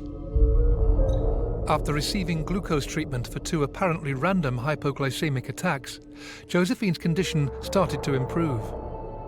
The incident was investigated internally, but deemed not to warrant any police involvement. People get sick in hospital all the time. In fact, that's the reason why they're there. So nothing was thought suspicious when somebody had a hypoglycemic episode who wasn't expected to have it. However, very shortly afterwards, in one evening, 5 people had similar episodes, and then the hospital staff got extremely suspicious. 2 weeks later, on the evening of the 10th of July, 5 male patients on Ward A1 suddenly suffered from similar attacks, causing concern and confusion on the ward. Amongst the patients were 41-year-old Grant Meisel and 67-year-old Philip Jones. I had just got over cancer and I had a leg complaint, cellulitis. I came home and packed a bag and went into hospital. I went on to Ward A1. It was a few hours before someone saw me. It was quite dark on the ward. I don't know what time they actually changed shifts. I don't know whether it was 9 o'clock, 9:30, or 10 o'clock. But I know they'd just changed the shift, and the bag with antibiotics in of mine was empty. And a nurse came and took it off. And then the other nurse came and said I had blood in me, cannula. And then within 5 seconds, I started getting really hot and sweaty. I got up to wash my face at the sink, which was only a few yards away. But I didn't make it to the sink. I fell on the bed. My breathing was terrible. Another nurse came, the staff nurse, I think she was, opening these packets of glucose and telling me to swallow it. But I'm still sweating and they're asking me questions. I knew what questions he was asking me, but I was answering them wrong. Well, it was very scary, really. I didn't know what to think, because I just thought I'd gone into hospital for antibiotics, which are supposed to make you feel better, really, not worse. Of the 5 patients who were affected that evening on Ward A1, only Philip was diabetic, and the only one who could expect to suffer blood sugar complications, although he controlled his illness by diet rather than insulin injections. Luckily for Philip, the glucose he was administered by the quick-thinking medical staff helped him to recover. Started coming round then, after 3 hours, so the glucose must have been working by then. My breathing was getting better and, was able to talk.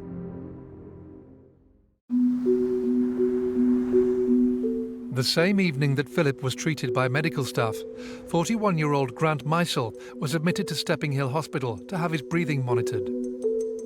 Grant had phoned his sister to say he'd taken an overdose of medication. It was a dose of prescription medication that he'd taken too much of, and so he was not very well, needed to be monitored, but thankfully he hadn't taken a dose which was life-threatening or indeed which was likely to cause him any long-term damage. Grant was transferred to Ward A1. There's nothing in the records that indicate there were any concerns about him overnight, but the following morning, at about the time of the shift change, a healthcare assistant discovered him having what appeared to be a seizure. When Grant was then examined by the medical staff, it was discovered that his blood sugar levels were life-threateningly low. He was given emergency treatment and rushed to intensive care to be placed on a ventilator. So that's really when the alarm was raised, particularly when a number of people, as well as Grant Meisel, found themselves in the same situation. The number that occurred on that single night really raised alarm signals.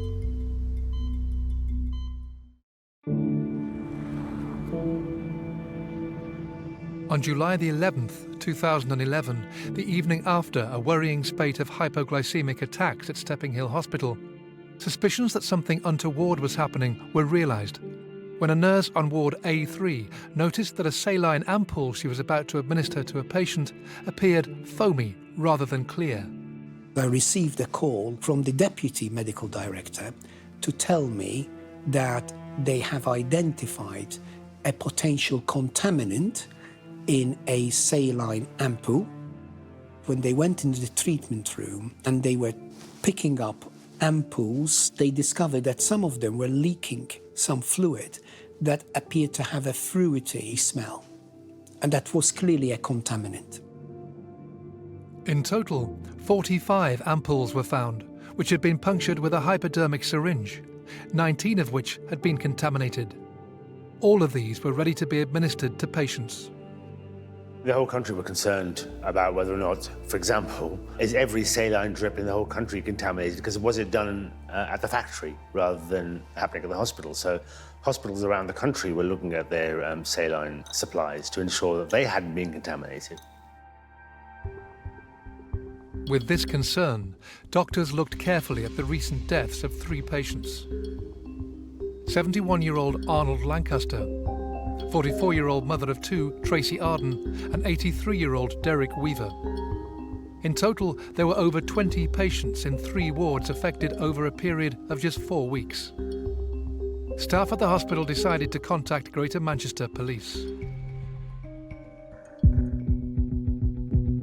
Because we couldn't reassure ourselves that there weren't any other contaminated bags anywhere in the hospital, we decided to remove all the stock from everywhere, replace it with new stock, and at the same time ensure that where those stocks were being stored on the wards, that the room will be locked, and that any fluids that will be required to be taken from those rooms, there will need to be 2 nurses or 2 members of staff going in together and signing for those fluids.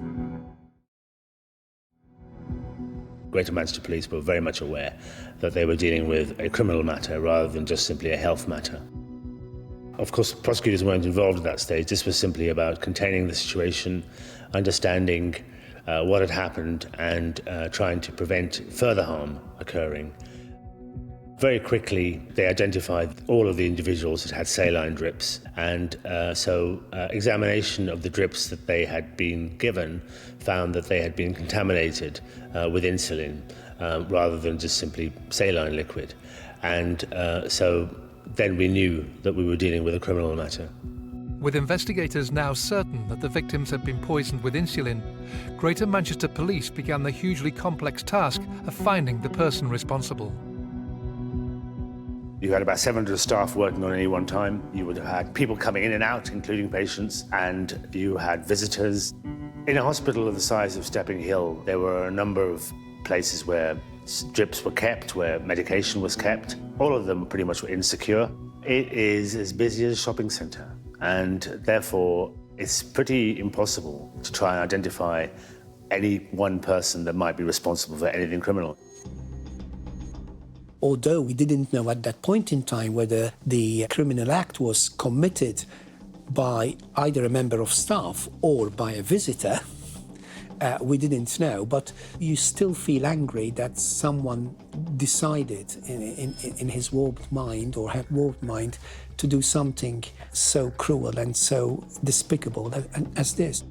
You have to keep a lid in order to always present a very professional approach and attitude, but nevertheless, I think in retrospect, it was extraordinarily difficult for everyone, not only for me, but for everyone. And whether you were having an executive role or being a nurse or a doctor working in the organisation, you felt the pressure and the stress. We had a hospital in meltdown with every non-emergency patient being turned away. We had doctors and nurses working in twos because we didn't know who was responsible for what. We had teams going up and down the hospital to try and identify where contamination had taken place. At that point in time, we were still uncertain in terms of what we were dealing with, whether there was one perpetrator or several perpetrators and where they worked. We had a rather high senior level meeting of NHS Northwest, and it was agreed that because of the stress that staff were under, and also because we felt that we needed to control the situation much better, that medical emergencies would be diverted to neighbouring hospitals. With this hospital now a crime scene, security around drugs, but also around saline, is strict. The community was scared, and the hospital authorities were scared, and therefore there was a real sense of we need to get to the bottom of this as fast as possible. Key 103 News. We start with some breaking news. Detectives are investigating a number of deaths at Stockport's Stepping Hill Hospital. We first were alerted to the fact that there was something seriously going on at Stepping Hill Hospital when we received a police press release. A number of unexplained deaths and obviously people falling ill, and they were launching this major investigation. There was dozens of police officers. The hospital was on lockdown. The security measures that were put in place in terms of people coming in and coming out. It was just something you'd never expected to see at a main hospital. A week after they began investigating, police admit whoever did this could still be working on the wards. So your theory is that it's likely to be someone of staff? I would suggest that they would need an understanding of what they're doing to be able to have carried out the contamination that we've found to date. The media came in their droves, and therefore there was an even greater sense of urgency to work at some speed. A lot of pressure put on the police to identify the culprit. This led to the sorry situation where they identified Rebecca Layton, who was a nurse at the hospital, as being the perpetrator. 27-year-old Rebecca Layton worked as a staff nurse at Stepping Hill. Through all the various work that was going on in terms of analysis of ward patterns, staffing patterns, they came to the conclusion that she was at the scene of at least one of the contaminations. Although Rebecca Layton was not the only member of staff to have been working on the wards at the time of the poisonings, attention turned to her when detectives believed they had identified a possible motive that suggested she was angry at being passed over for promotion. Greater Manchester Police also discovered that Rebecca Layton had been stealing medication from the hospital. This was a huge, stressful episode for everyone working for the organisation, for the NHS. And we wanted closure. And part of that closure was, have we got someone that has been accused and is going to be prosecuted? But at the same time, we were relieved because we said, well, we can now start to get back to normal. Media attention soon shifted away from the hospital and focused on the prime suspect, who some newspapers dubbed the Angel of Death. The media love this kind of thing. I mean, that's just the nature of the media. So they went to town on Rebecca Layton, examining her life, what might have caused her to do this, going through her family and everything else, and going to court and watching everything. Her picture was plastered all over the media, all over the front pages, and then the headlines came with it of "killer nurse" in inverted commas. You know, this girl's been arrested, first of all. You know, she's been spoken to as part of the investigation. She's not been found guilty. It was literally guilty before even being tried. She made her first appearance in court, which was via video link. She was told that she'd be remanded in custody. On the 20th of July 2011, Rebecca Layton was arrested and charged with 3 counts of causing criminal damage with intent to danger life, along with additional charges including theft of medication. You can imagine from her point of view, that must have been absolutely terrifying. The fear that must have been going through her mind at that point and being put in a prison with people who have killed must have been, well, it's unimaginable. With the further analysis that took place, it was evident to me there wasn't enough evidence to prosecute Rebecca Layton, and clearly she hadn't done this. There was evidence certainly in relation to prescribed drugs, but nothing more. And so 6 weeks in or so, as soon as I had all that evidence, I decided to discontinue the case against her and free her from custody, and that was the right thing to do. The Crown Prosecution Service announced that the case against Rebecca Layton had been discontinued and she was freed from Style Prison. Despite this, she remained suspended by Stockport NHS Foundation Trust and was eventually sacked for stealing medication. The police were forced to say Rebecca Layton was the wrong person. We got the wrong person, and we will all openly admit that. You know, and her lawyers were saying she was made a scapegoat because a lot of the pressure was focused on the fact that you had somebody on the loose at a hospital. The public, the media, the staff, the police, they all wanted somebody to be held accountable for that. It is a complex investigation. It will take us time to work through, but like any investigation, this is a search for the truth. And whilst we wish to prosecute those responsible and bring them to justice, we equally have to discount and eliminate people from the inquiry who are not responsible and are dedicated medical professionals. We went back to square one, and then we knew that we were in for a long struggle, because we knew that in order to find incriminating evidence, it was going to be very, very difficult. It all kind of went quiet for at least 6 months. I say quiet in a sense of there were no more incidents at the hospital. They made an arrest. Suddenly everything stops at the hospital. There's no more dramas, there's no more incidents. You know, all the fingers are pointing at, you know, this girl who's in custody. And yet when we're told that she's nothing to do with it, then you think, well, who did it? And how did that person feel when suddenly somebody else is taking the flak for what they've done? The security was so tight at the hospital, and with all the extra security checks and measures that have been put in place, it was impossible for whoever was responsible to carry on with this poisoning spree. Despite the scale of the police inquiry, months on, they were still no closer to identifying the person behind the poisonings, and every member of staff at the hospital remained a suspect. They had hundreds and hundreds of potential suspects. We'd now isolated it to staff members on the basis of what you needed to be able to know to do what you did. But there were hundreds of staff members. And so we literally had to eliminate so that there was just one left. And that meant going through, the police phenomenally going through every chart known to man to try and identify who was where at what time. You not only have the core members of nursing staff, which will be probably on average about 50 per ward. There may be up to about 8 doctors working on A1 and on A3, so it's quite a sizable number of staff.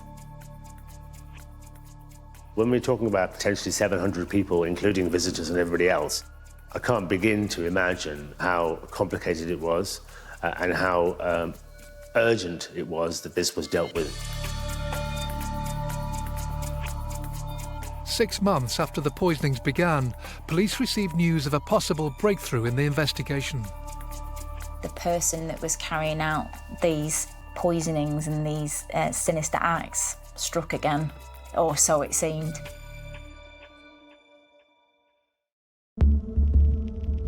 As the police investigation into the apparent poisonings at Stepping Hill Hospital carried on, hospital management continued to strictly monitor staff access to saline and other medicines.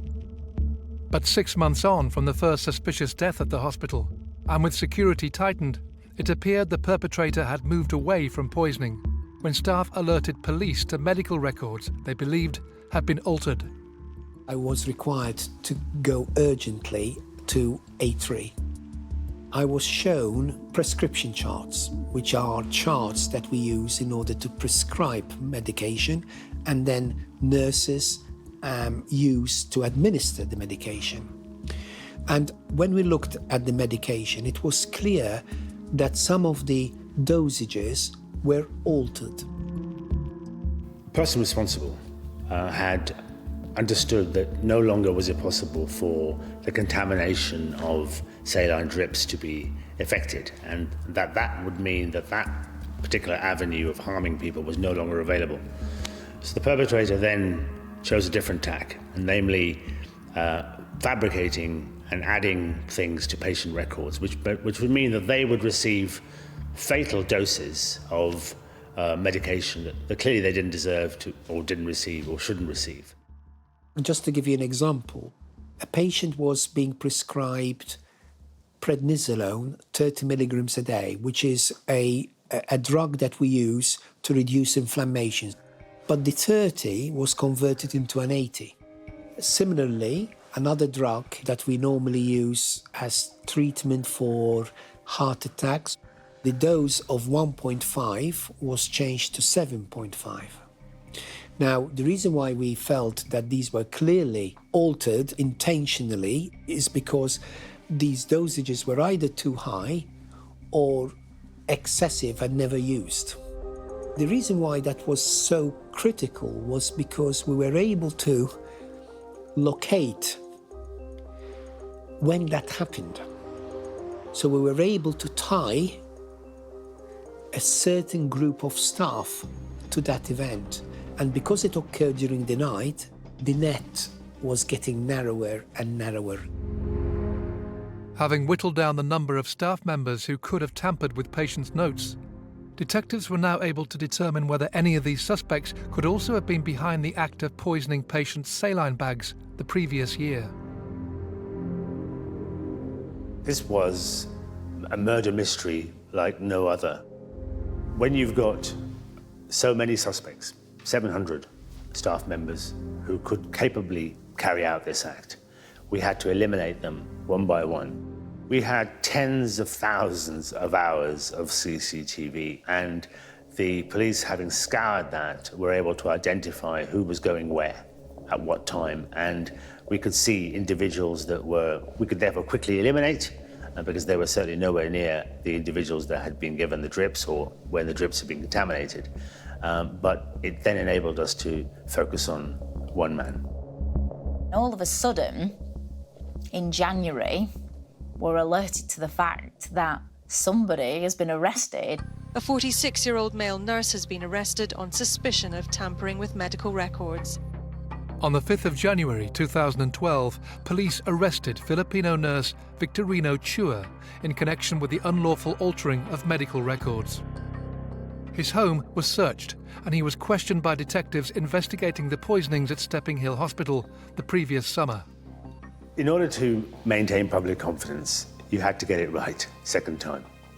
And the police, having identified Chua, had similar amounts of evidence to that which was used to charge Rebecca Layton. I was spending various hours talking to Assistant Chief Constable at the Greater Manchester Police, who was trying to persuade me that they already had enough evidence. And given the complexity of this matter, given the amount of scientific evidence that was going to be necessary. But I persuaded him that it was not right to charge Chua at this time. It was too early to charge him. There was so much work to do. I was watching the television one night, the news at 6:30, and a fella came on his bike, and I recognised him. The police came, and then I said to him, he was on my ward at night, and they said, yeah, he were. So they confirmed that he was on my ward, and I knew that he was the one that had washed my camera out. Part of the evidence against Chua was tampering with patient charts, where the amount of particular drugs they were due to receive had been tampered in hand by some individual. We had lots of bits of evidence that pointed to Chua being our prime suspect. Victorino Chua was bailed because he was still a very significant part of the investigation. They just needed to make sure they had enough evidence to put to the Crown Prosecution Service. So the police then have this task on their hands of collating as much evidence as they can against Victorino Chua. And it was a difficult task. Given the nature of this case, the amount of scientific evidence that needed to be examined, I had to instruct experts after expert to show that, what had happened, how it had been caused. Because one element of the defence would have been, potentially, natural causes. Your body actually does produce sugar. And insulin is produced in your body. So we had to show that what caused the harm was what he had done and not what your natural body does. And it took a long time, but I wanted to make sure that we had all of that ready, so when we were in a position to charge him, it was then quick to trial, and that we could present all our evidence to the court with speed. After the arrest of Victorino Chua, the media began looking into his background and investigating the Filipino's medical career. It was a case which was really high profile. A decision was taken that I should go to Manila, initially for a few days, to see, what Mr. Chua's background was. When we arrived in Manila, all we knew was his name and his date of birth. He was supposedly a trained nurse, fully qualified nurse. No reason to believe there's anything sinister about his background. So we made an application to the nursing regulator to find out if he was qualified, and then made some inquiries with the police. Our inquiries revealed that he had studied at the Metropolitan Hospital Nursing College. We discovered that he had been kicked out of the college, I think in the third year. He'd failed miserably and had switched to another nursing college, the Galang, which was one of the least respected nursing institutions in Manila. Stephen Wright's investigation into Victorino Chua led him to a former college registrar who provided him with Chua's college records. He invited us in to his home, and he found Victorino Chua's college records. He produced them, and I became very, very suspicious very quickly. The fact that there seemed to have been marks seemed like someone had changed the results. I was really concerned that this could be open to abuse. These records should not have been held at that place. They should be held centrally by the regulator. Very suspicious indeed, very suspicious. To many Filipinos, nursing is viewed as a passport out of poverty, and the lure of lucrative work overseas has led to a booming forgery industry. Although the authorities could not categorically state that Chua's documents were forged, police were so concerned about their veracity that they themselves visited Manila. Their investigations uncovered so many loopholes in the system that they eventually raised the issue with the British government. Police now wondered if the ambiguity surrounding Chua's credentials had allowed him to leave the Philippines and secure a job with a much higher income in Britain. He came to the UK in 2002 to work in a nursing home. He became a bank nurse for the NHS in 2007, got a full-time job at Stepping Hill in 2009. But the crucial thing really was that soon after arriving in the UK, he was approved by the Nursing and Midwifery Council on the basis of showing photocopies of his alleged qualifications. We employed Victor Chua because he had a license to practice as a nurse from the Nursing and Midwifery Council. I understand that they now have got more robust processes in order to ensure that certificates or professional qualifications, particularly of nurses coming from abroad, are coming from bona fide associations and institutions. Back in the UK, as the investigation into Victorino Chua continued, detectives uncovered a vital piece of new evidence. A handwritten letter that revealed an insight into the mind of Chua.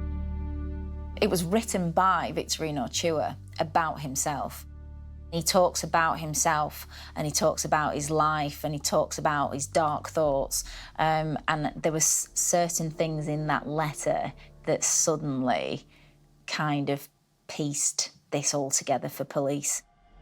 He talks about how much he was hated, how much he hated the hospital and the fellow staff that he had there and the patients, how much he felt done by, having come to this country and given his all, and this is how he was being treated. He also called himself the Angel of Death. They called it the confession letter because he talked about being the Angel of Death and how he wasn't a very nice man, yet people think he was, that there was an evil about him. In any case of crime of this nature, what you always look for is motivation. What motivated a person? Because you've got to, at the end of the day, you've got to explain to a jury who are 12 men and women who don't know anything about this case before they walk in the court. And they'll be thinking, like we all think, well, why did somebody do this? And so the why was what was missing. And this letter gave us the why. Victorino Chua was re-arrested on the 28th of March, 2014. In relation to this perpetrator, we had what we call circumstantial evidence. It is literally like a jigsaw puzzle. Each bit on its own probably doesn't amount to much. It might be a fingerprint there, it might be a CCTV still there, it may well be some writing on a patient record there, it would be ward records that show presence at a particular time. But if you add it all together, you then have a picture that shows you that you have the perpetrator. With the Crown Prosecution Service satisfied that Greater Manchester Police had gathered sufficient evidence to secure a conviction, Victorino Chua's trial got underway at Manchester Crown Court on the 20th of January 2015. 12 members of the public from Greater Manchester come into a courtroom and they don't know what they're dealing with. An enormous undertaking. And the evidence itself was so complicated. And, I don't know how many people know medical experts, but everything that they say had to be, in effect, translated. So we had experts commenting on experts. The defense had their experts who were trying to undermine our case and suggest that maybe this was all naturally produced or that somebody else was responsible. But we had to simplify something so complicated so that anybody on the jury would understand that what we were dealing with, regardless of how complicated all it is, we've got one person harming other people. The prosecution believed they had a smoking gun, the so-called confession letter penned by Victorino Chua himself. The letter was brought up in court, but as part of Victorino Chua's defence, they said that this letter was written during a counselling session, which had happened a year before any of these incidents happened at the hospital. And obviously it was, as part of the counselling session, important that he got out all his feelings and his angers and his thoughts onto paper. But the prosecution argued that these were the thoughts of an angry man with unfinished business, who meant to do harm, who wanted to do harm, who hated the world, really, and everything that was happening to him. He wasn't in a good place. If anything, the prosecution said this built the profile of the man responsible for these crimes. April 2015, and as the trial of Victorino Chua entered its third month, an apparent handwritten confession letter is presented by the prosecution.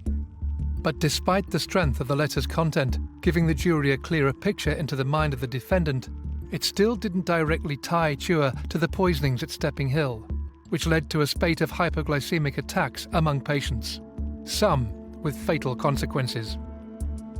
Faced with a very real prospect of an acquittal, the prosecution revealed a substantial piece of evidence that they believed proved beyond doubt that Victorina Chua was the person responsible.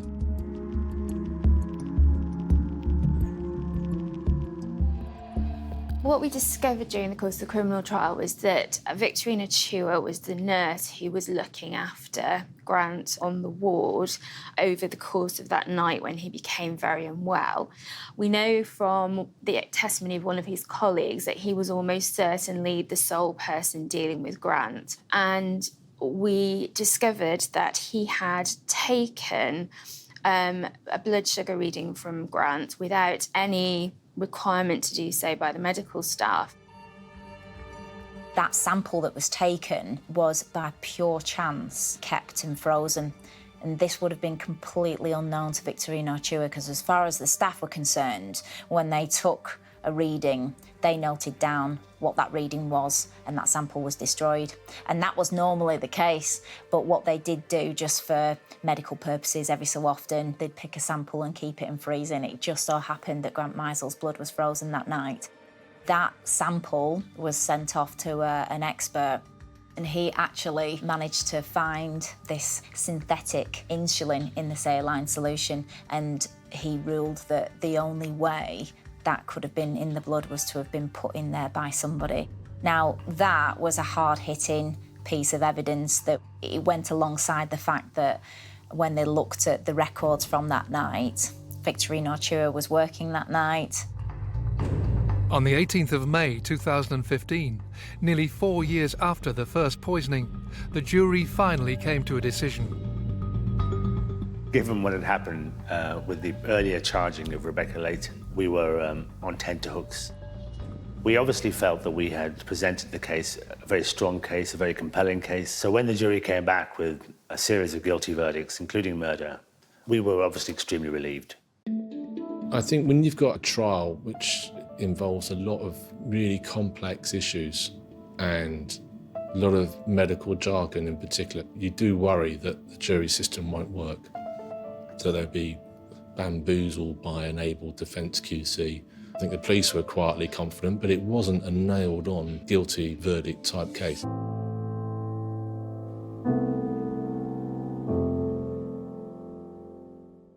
Victorina Chua was found guilty of 33 charges, including 2 counts of murder, and was jailed for life with a minimum term of 35 years. He is a very dangerous individual, a very calculated individual. Thankfully, very, very rare. And that is why it's been good that he's been brought to justice. We were extraordinarily relieved. I think a sense of relief, and again, a sense of the starting of closure behind this event, because this took the best part of 2011 and 2015. This is nearly 4 years where a huge cloud, was hanging on, not on the hospital, but on the staff. There wasn't a day where we didn't discuss the case or we had to do something related to the case. Once Victorina Chua was found guilty, I think there was mixed emotions, really. Obviously, from the family's point of view, they had justice, but at the same time, many had lost family members and many had been through experiences that were unimaginable. But it wasn't just those that were directly affected. It was the hospital staff.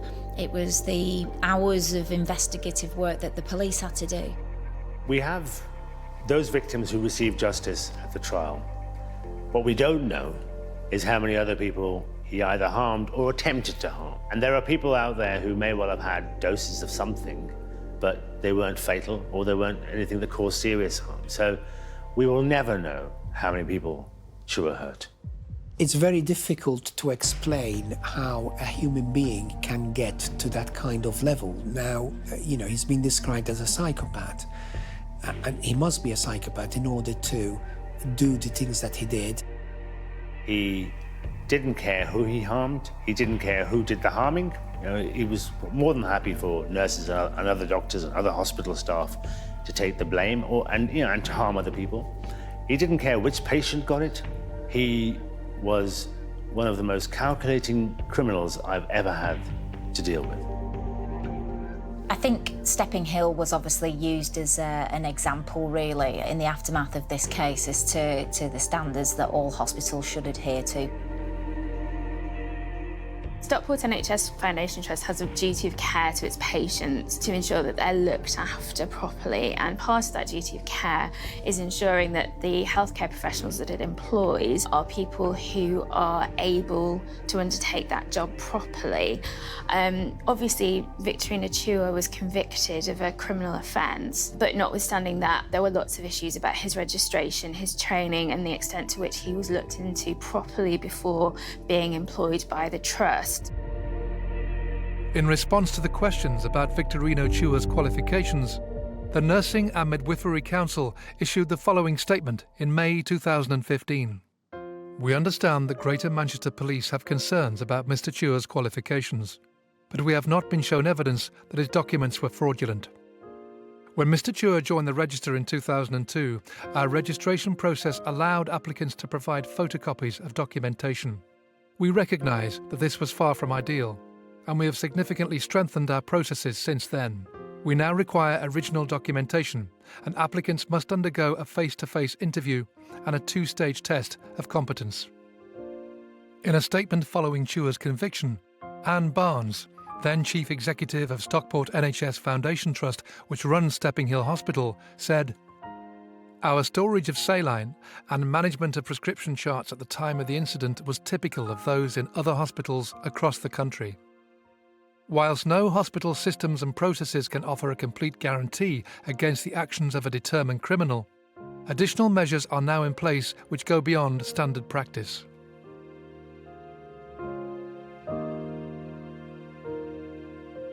You know, you trust people, and then all of a sudden you don't trust people because of the thing that's happened.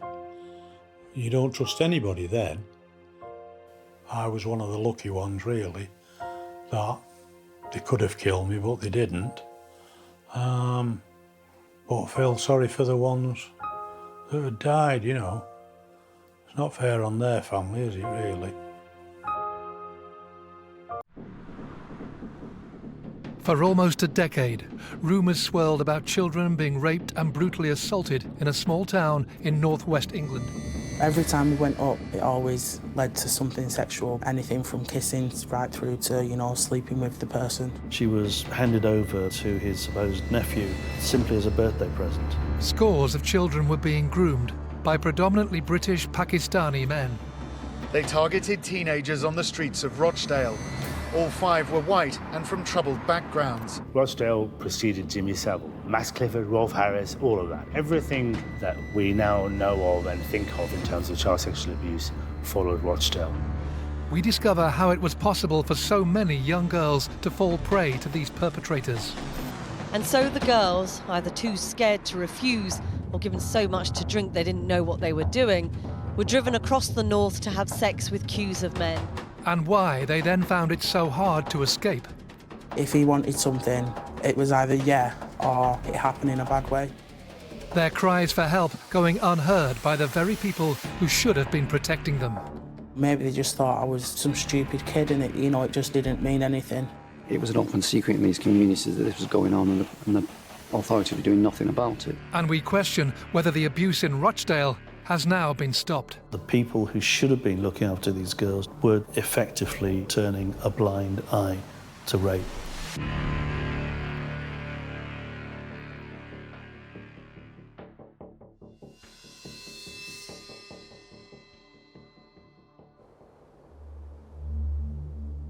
We begin with the story of a young girl from Rochdale who has asked us to call her Lily.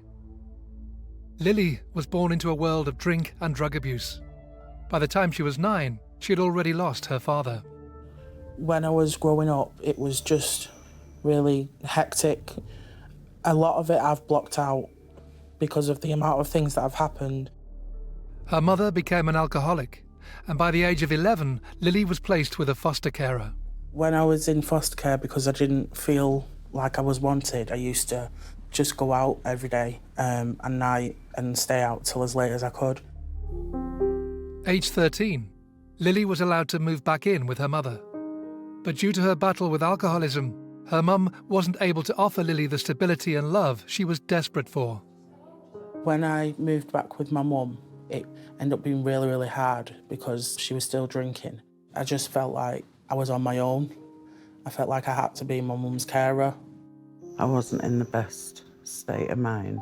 We had quite a lot of arguments, a lot of falling out. Over the next few years, Lily continued to escape her home life by seeking the comfort and attention she craved in a number of encounters with older men, who offered her cigarettes and alcohol in return for sexual activity.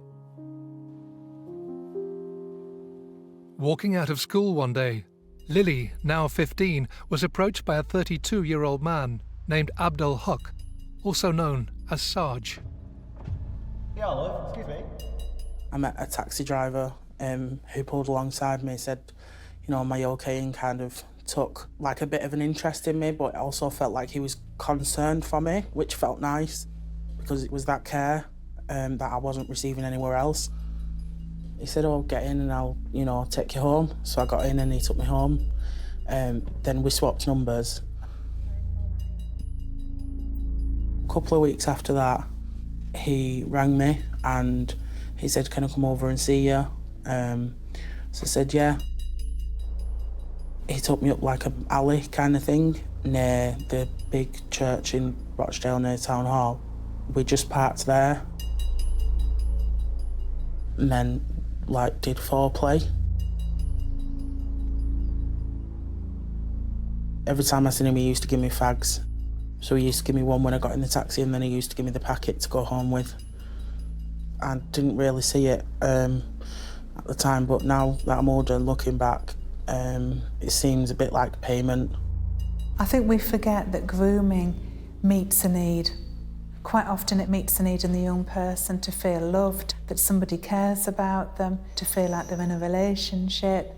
And I think how grooming typically works is once you know you've got a young person to a position of having complete trust in you, then you will manipulate the situation to make them think that they owe you something, that you're deserving of something, and make them think that it's totally normal, for example, to demand sex from them in exchange for the fact that you've given them alcohol or cigarettes or things like that. As Lily's life grew increasingly chaotic, her mother became more and more concerned about her constantly going out at night time. I just wanted her home, safe, and we'd just end up in that same old argument, trying to tell her she wasn't going out. And then I just used to sit there and cry and think, what can you do? It was a constant worry, but I was frightened. If I put too many boundaries in for Lily, she wouldn't want to stay with me. I was frightened to death of losing her. Do that.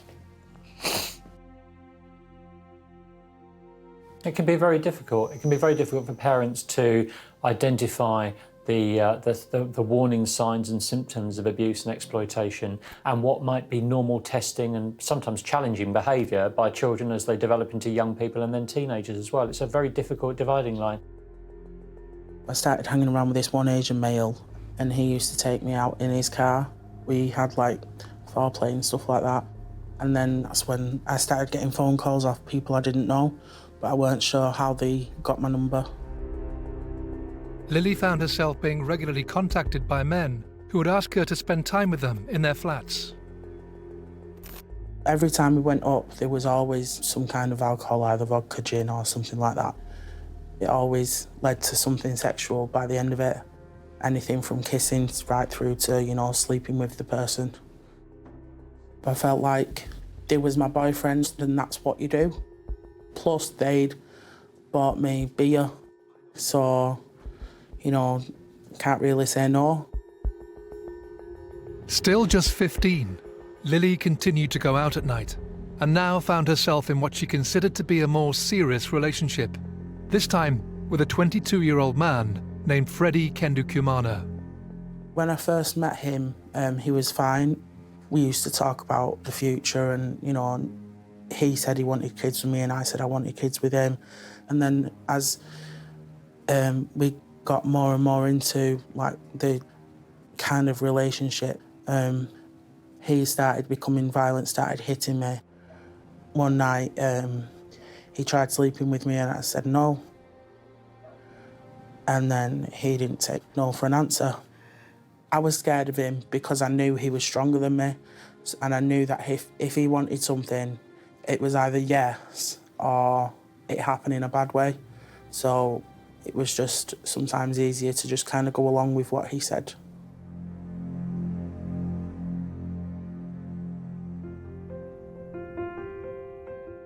In search of support and advice, Lily started meeting with a sexual health worker from Rochdale's crisis intervention team. We used to chat about like sexual health and stuff, and they was the only people that I was ever consistent in my life. They was the only people that never judged me. She used to say, you know, if you got a boyfriend, are you still seeing this person? And then I said, you know, I've got this boyfriend called Freddie. And then I told her what had happened that night and kind of explained to her what had gone on. And then she was like, well, that's rape. And I said, no, it's not. She said, it is.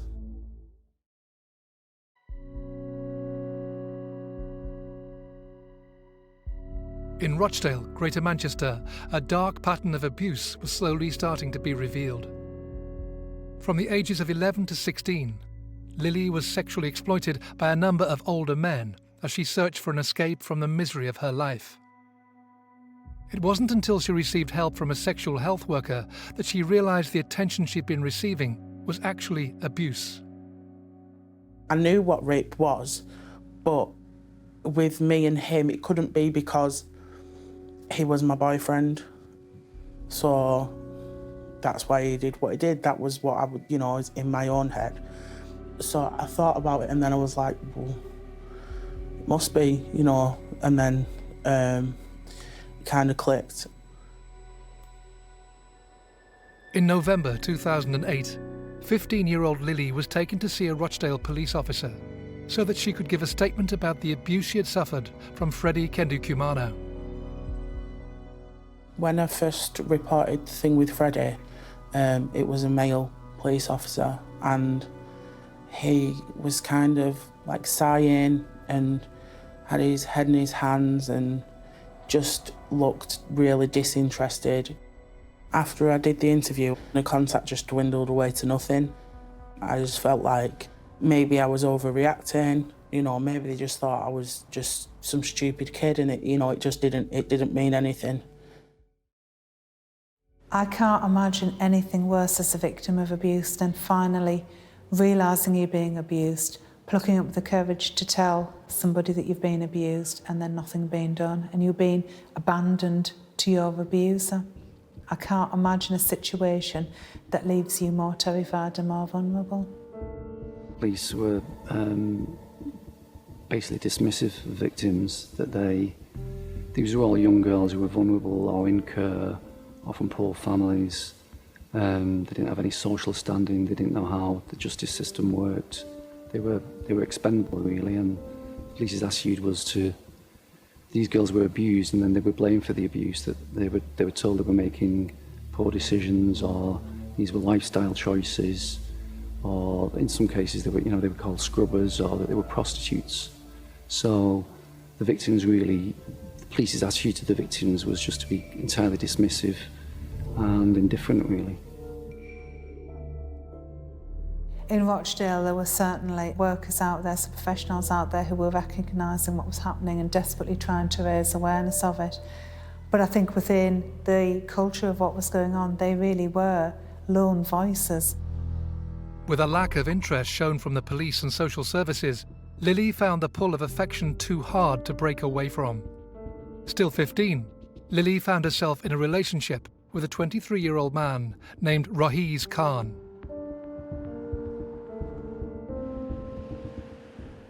But as Lily approached her 16th birthday in July 2009, she had the opportunity to take a break and consider where her life was headed. I think with being away from everything that was going on, I had time to reflect on things. I kind of thought, oh, this isn't right, this is wrong. However, escaping the abuse wasn't easy, and on their return, Lily and her mother were subjected to a period of terrifying intimidation. When I'd come back from the holiday with my mum, I tried to leave Rohi's car and he wouldn't let me. He'd smashed my windows, he'd made threats. He said he was going to plant drugs in my house and all different kinds of things. It was really terrifying, and the longer I tried to break away, the worse it got. Sadly, Lily wasn't the only young victim who would tell Greater Manchester Police that she had been raped. With chilling parallels, another child, known only as Girl A, made a similar allegation. Information that, had it been acted upon, could have blown apart a network of child sexual exploitation on a scale more horrifying than anyone could imagine. As soon as she told the police what had actually happened, as soon as she'd had the courage to say it, they should have reacted, and they didn't. In August 2008, Greater Manchester Police received a call from a takeaway shop in Rochdale. Yes, please. The caller stated that a young girl was causing criminal damage to the restaurant. She was arrested in the street that same night and taken in for questioning. It's been going on for ages. During her police interview, the 15-year-old was pressed over the motivation for the attack. She revealed some shocking information. So he started pressuring me and forcing me to do stuff. That's what made me sexual thing. This young girl's nightmare should have come to an end at this point, but it was only just the beginning.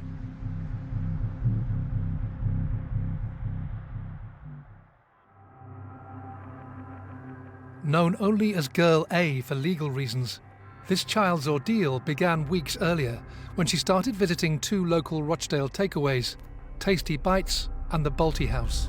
Girl A was brought up initially on the west coast of Lancashire, but then her family moved to the Rochdale area. She went through the teenage rebellion and she went off the rails.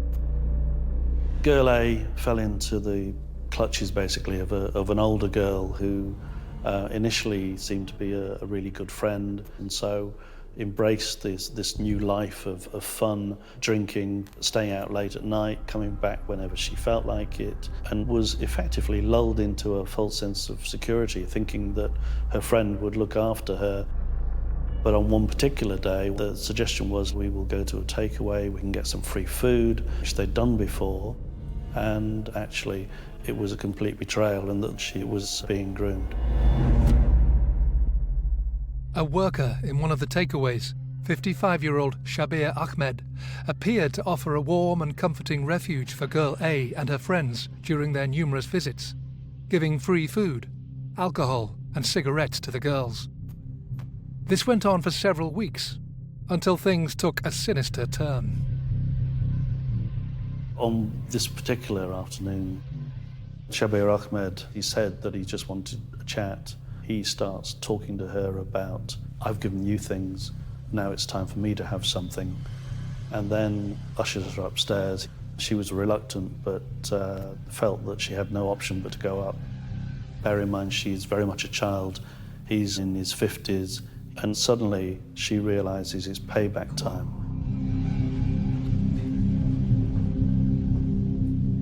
They go into a bedroom. There's no actual bed, it's just a bare mattress. He just pushes her down and just summarily rapes her.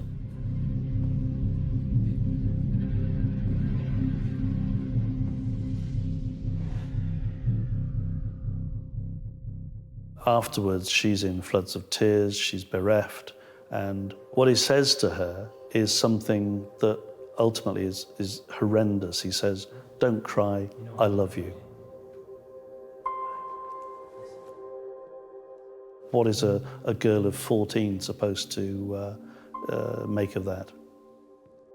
After the men had befriended the girls, they would invite them upstairs. This is one of the rooms where they were plied with alcohol to get them drunk.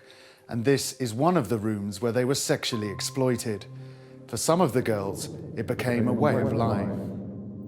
Very often the girls would be taken to these dingy, squalid rooms where there'd be multiple men and they'd have to have sex with multiple men. Very often they'd be incapacitated with drugs or alcohol. They'd be completely out of it. One girl had to have sex with 20 men in one night. Horrifyingly, with barely any time to recover from the attack, this young girl was taken by Shabir Ahmed to a different location, where she is then raped by another man that very same night. Unable to escape, girl A soon found herself trapped in a dark network of abusers. Very early on in the abuse of girl A, she was handed over by Shabir Ahmed to his supposed nephew, Kabir Hassan, simply as a birthday present. I mean, it just beggars belief that a human being can be passed over in that way. A few weeks later, on the 6th of August 2008, upset and angry, girl A lost control and started attacking the Balti house in retaliation for the abuse she had suffered.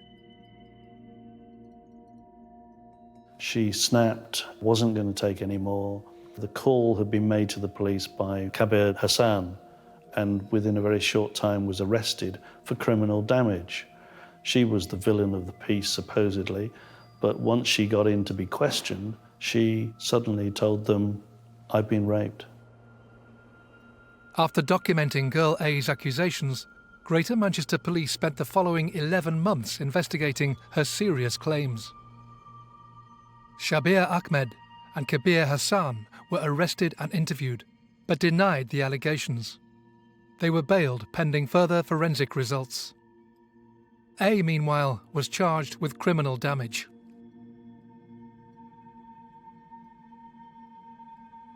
As soon as she told the police what had actually happened, as soon as she'd had the courage to say it, they should have reacted, and they didn't.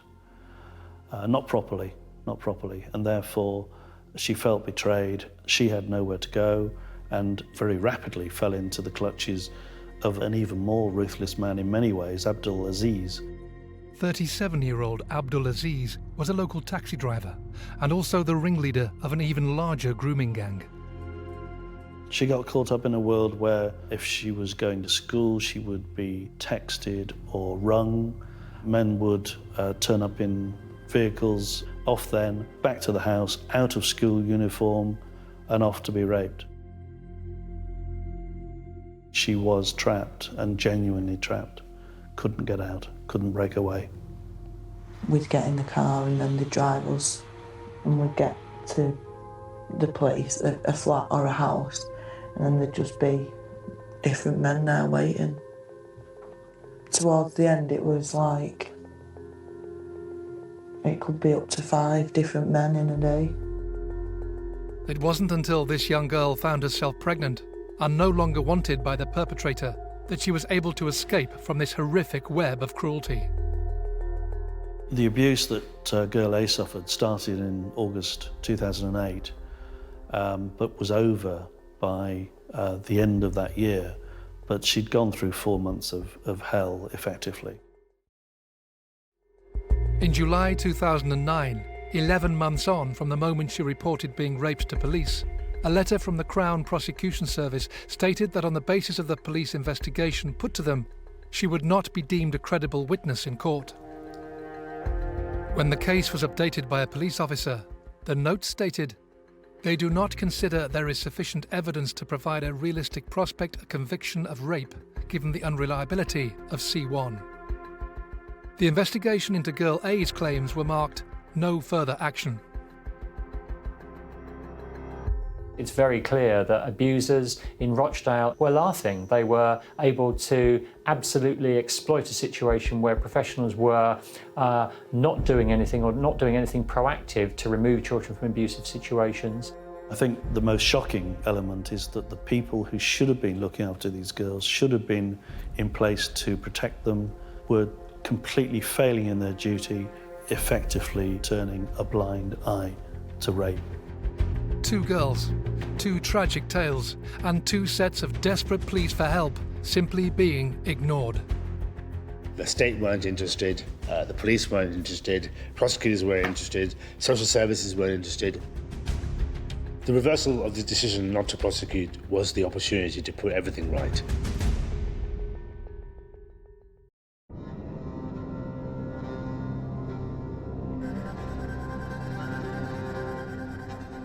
Having confided in Greater Manchester Police in August 2008 that she was being sexually exploited by a number of different men, the child known only as Girl A now found herself being told that her allegations would not be believed by a jury in court, and the men who she claimed had abused her would not be facing charges. I think all too often the focus is on the behaviour of the young person and the decisions that they're making without looking at the actions of the adult who, let's face it, has deliberately targeted them. It's a case of massive institutional failure by the police, by the justice system, by politicians and perhaps a bit by the media. More than 2 years later, in December 2010, Greater Manchester Police formed a specialist team of officers to deal specifically with sexual abuse cases, having previously been too focused on other forms of crime. They actually formed an operation called SPAN, which really got to grips with it. Their attitudes fundamentally changed. They really wanted to believe victims rather than not believe them, which was the default position beforehand. The new investigative units began looking into Girl A's claims, but this time in much finer detail.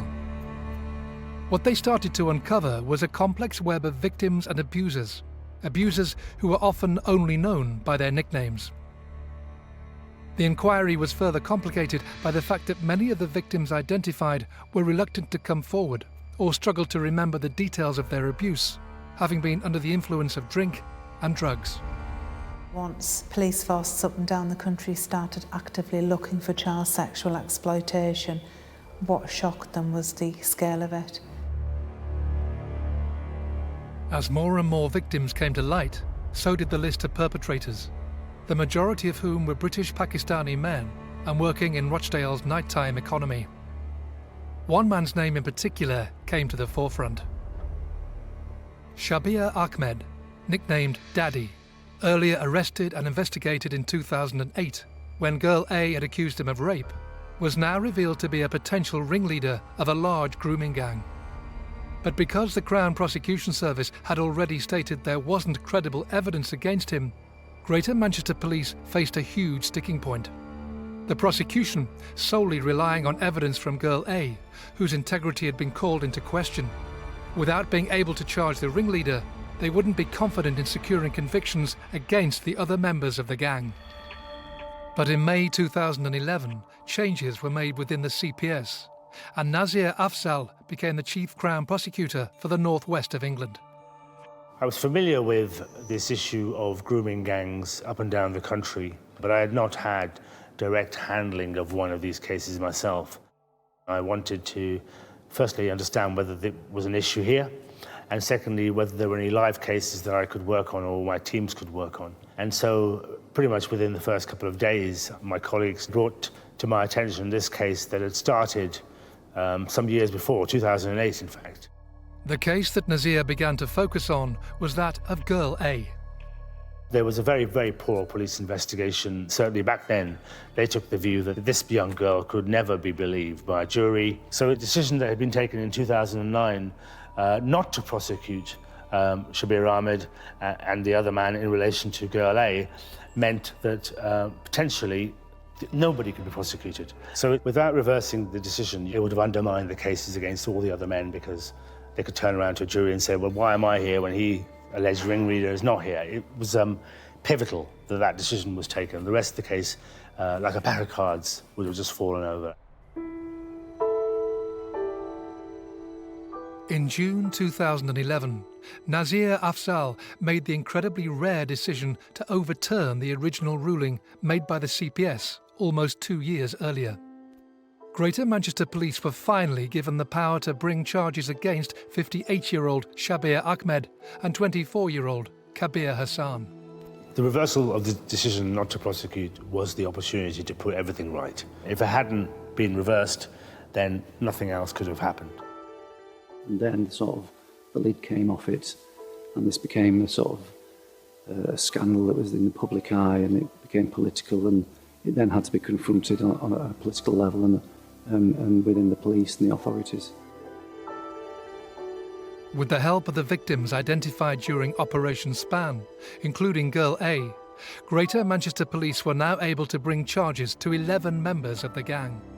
However, by the time of their arrests, the number of abuse victims was now a staggering 50 young girls, aged between 12 and 16. But the true figure is thought to be much higher.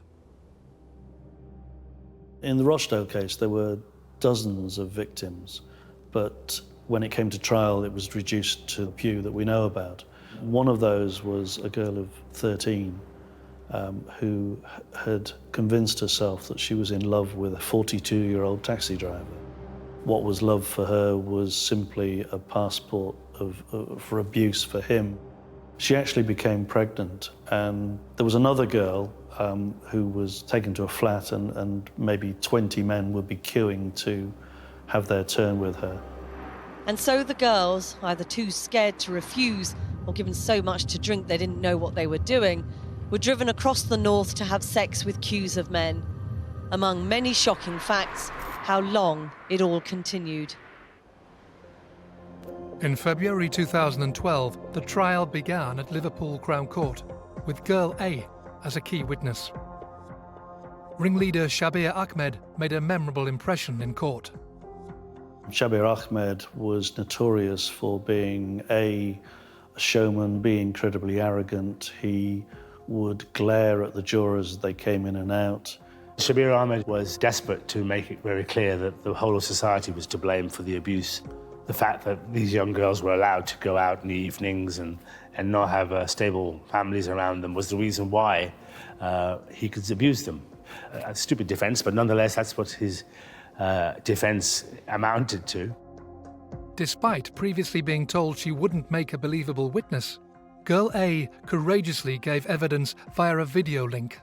Girl A was questioned about various aspects of the case, but just remained firm, just told the truth, and she saw the results of that. On the 8th of May, the court case came to an end. In the face of the earlier assumptions that victims would not make credible witnesses, the jury passed a unanimous guilty verdict against 9 of the 11 men on trial.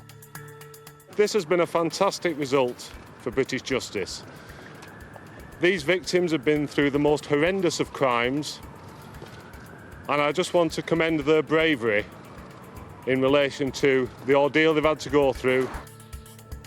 Shabir Ahmed, 59, was jailed for 19 years for conspiracy, 2 counts of rape, aiding and abetting a rape, sexual assault, and a count of trafficking within the UK for sexual exploitation. He was also subsequently convicted of another charge and is now serving a 22-year prison term. Kabir Hassan, 25, was sentenced to a total of 12 years for rape and conspiracy. Taxi driver Abdul Aziz, 41, was sentenced to 9 years for conspiracy and 9 years concurrently for trafficking for sexual exploitation. In a historic moment for the British justice system, this trial saw the first successful convictions for child trafficking for sex within the UK. This was a landmark case. The world, and certainly Britain, could see that you could actually get CSE convictions, that these gangs would be stopped. After the trial, all hell broke loose. Outside court, far-right groups have held rallies. Groups of white teenagers have also protested on the streets where the men abused the girls. And the media was saying, why is this happening? Where's this coming from? How can this be happening in our streets? Even the Prime Minister was talking about it. You name it, everybody was interested. It's not normal relations. It's wrong, and it has to be. We have to be intolerant of it and not walk on by, as happened in too many cases in the past. They wanted to know about the ethnicity of the perpetrators and whether or not that had any impact on what had happened.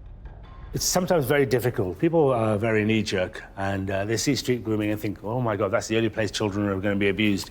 And they see Asians doing it, and they forget that actually the vast majority of sex offenders are British white males. So that, to my mind, is the danger of just profiling victims and profiling defendants. They come from all communities and from all societies. I think as soon as the verdicts came out, the whole country was put into a state of shock. They realised that up and down the country, this was a phenomenon that had been happening, and they wanted answers. They wanted the police to answer, for Rochdale Social Services to answer for their failings. As the country reeled from the shock of hearing these young girls' testimonies, major investigations were underway to determine how it was possible for children to have been failed so badly by the very people who should have been protecting them. We talk about fair trials, we talk about human rights, but actually what we don't look at is somebody who has gone through unimaginable abuse and then is ripped to shreds on the witness stand. As a result, a number of other inquiries began, including Operation Ralph and Operation Doublet, which involved 550 officers looking at similar historical cases for sexual exploitation.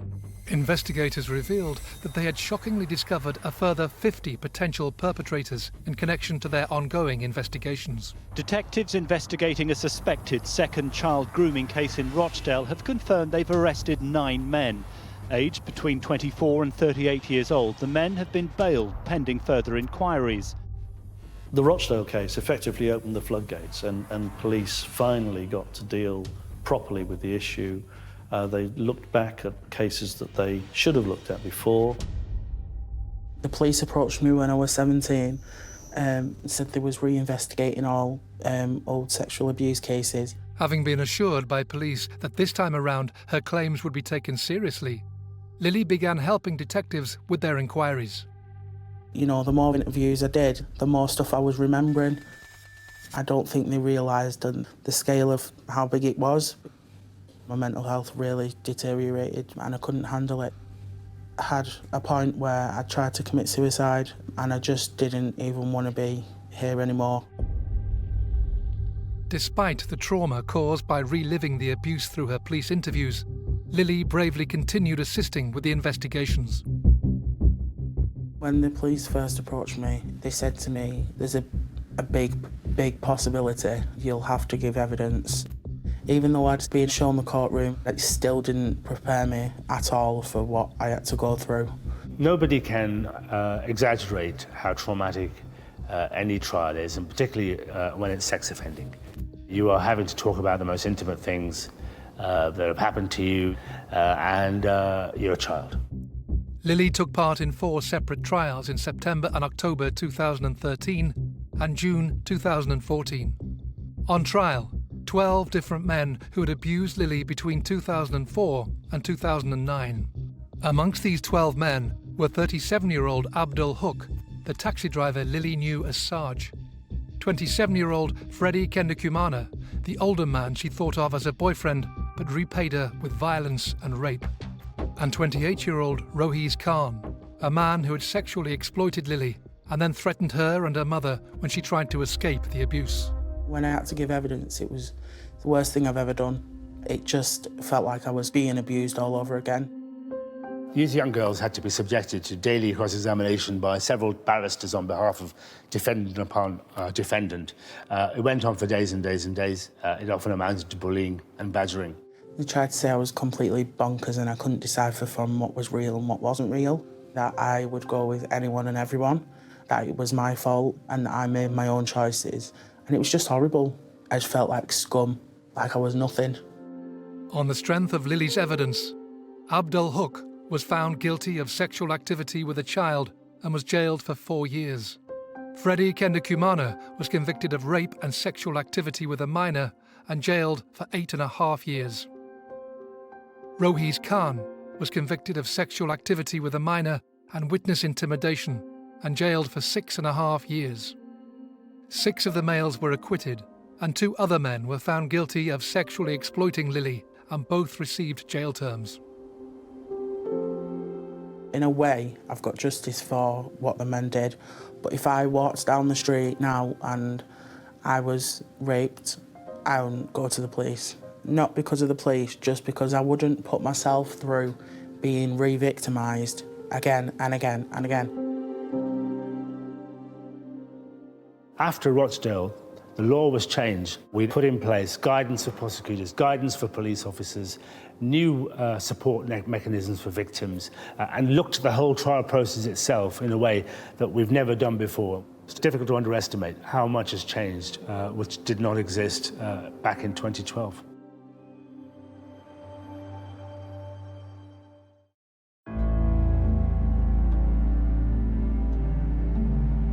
After years of reports of child sexual abuse in Rochdale, some perpetrators had finally been brought to justice in 2012, and the systems in place to protect children faced a much-needed overhaul. There needs to be a change in culture among police in how they viewed victims and social services, and I think politicians had to sort of grasp the nettle and start talking about this and dealing with it. And I think lots of institutions have been shamed into dealing with it.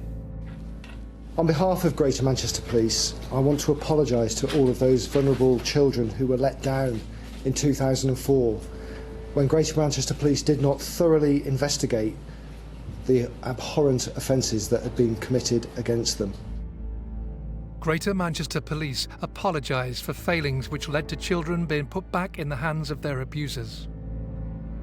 The voices of the children and the experiences of the children were finally heard, and the voices of those children helped to shock us all into finally hearing it and doing something about the abuse. It was clear that a change in attitudes and an overhaul to working practices was required to ensure the same mistakes couldn't happen again. You should be looking at the credibility of the allegation, not the credibility of the victim. And that's a big mindset change, and people needed help in being able to understand that.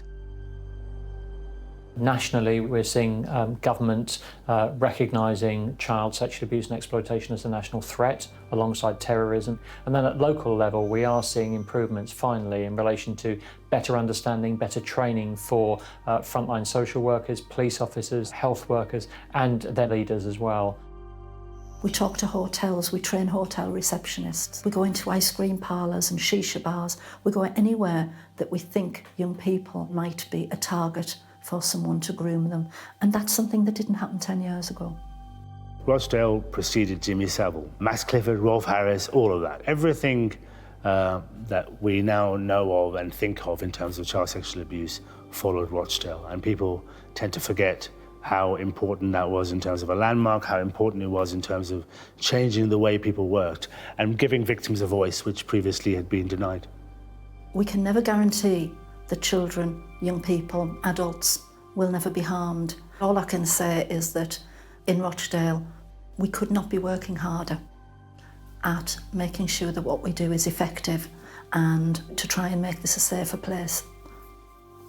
I think children across Greater Manchester should feel safer because it is understood that children are now sexually exploited. They're not exchanging sexual favours for goods, and it's not a contract. But more importantly, I think perpetrators should be very, very, very afraid because they are no longer being given protection. They are seen as what they are, rapists and abusers of children and young people, and should be brought to justice. For Lily, she will bear the scars of her abuse forevermore, but she is determined not to be defined by it.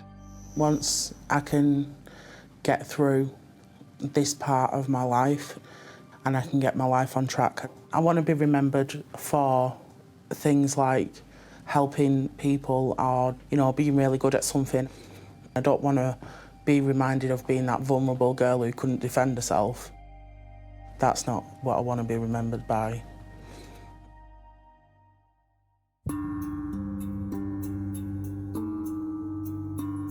Many perpetrators are now in jail that wouldn't be otherwise. So there is confidence out there, but it also requires the authorities to not be complacent and to actually look out for them and look for them in the first place. Yet years on from the convictions, the perpetrators of these heinous crimes are in the headlines once more. All the men were convicted in 2012 and they all received jail sentences. But I think within 5 years, by 2017, 7 of the 9 were out of jail.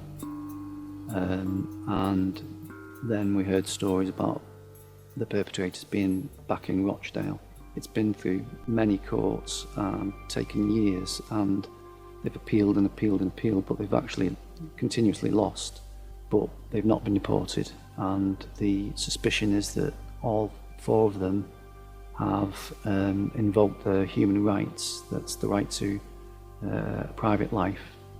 It appears that promises were made, or at least people were led to believe that these men wouldn't be coming back to Rochdale, and yet, you know, they're there. And one victim was in Rochdale Town Centre and was walking down the street shopping and saw one of her abusers and wet herself and had to run into a shop. She was so distressed. I think it would be an understatement to say that the victims have been failed again, because they were failed the first time when the police didn't investigate properly, and they were failed by the lawyers, they were failed by social services, and now, after the trial, after men have been convicted, these perpetrators are still living amongst them. So again, yeah, the victims have been failed again.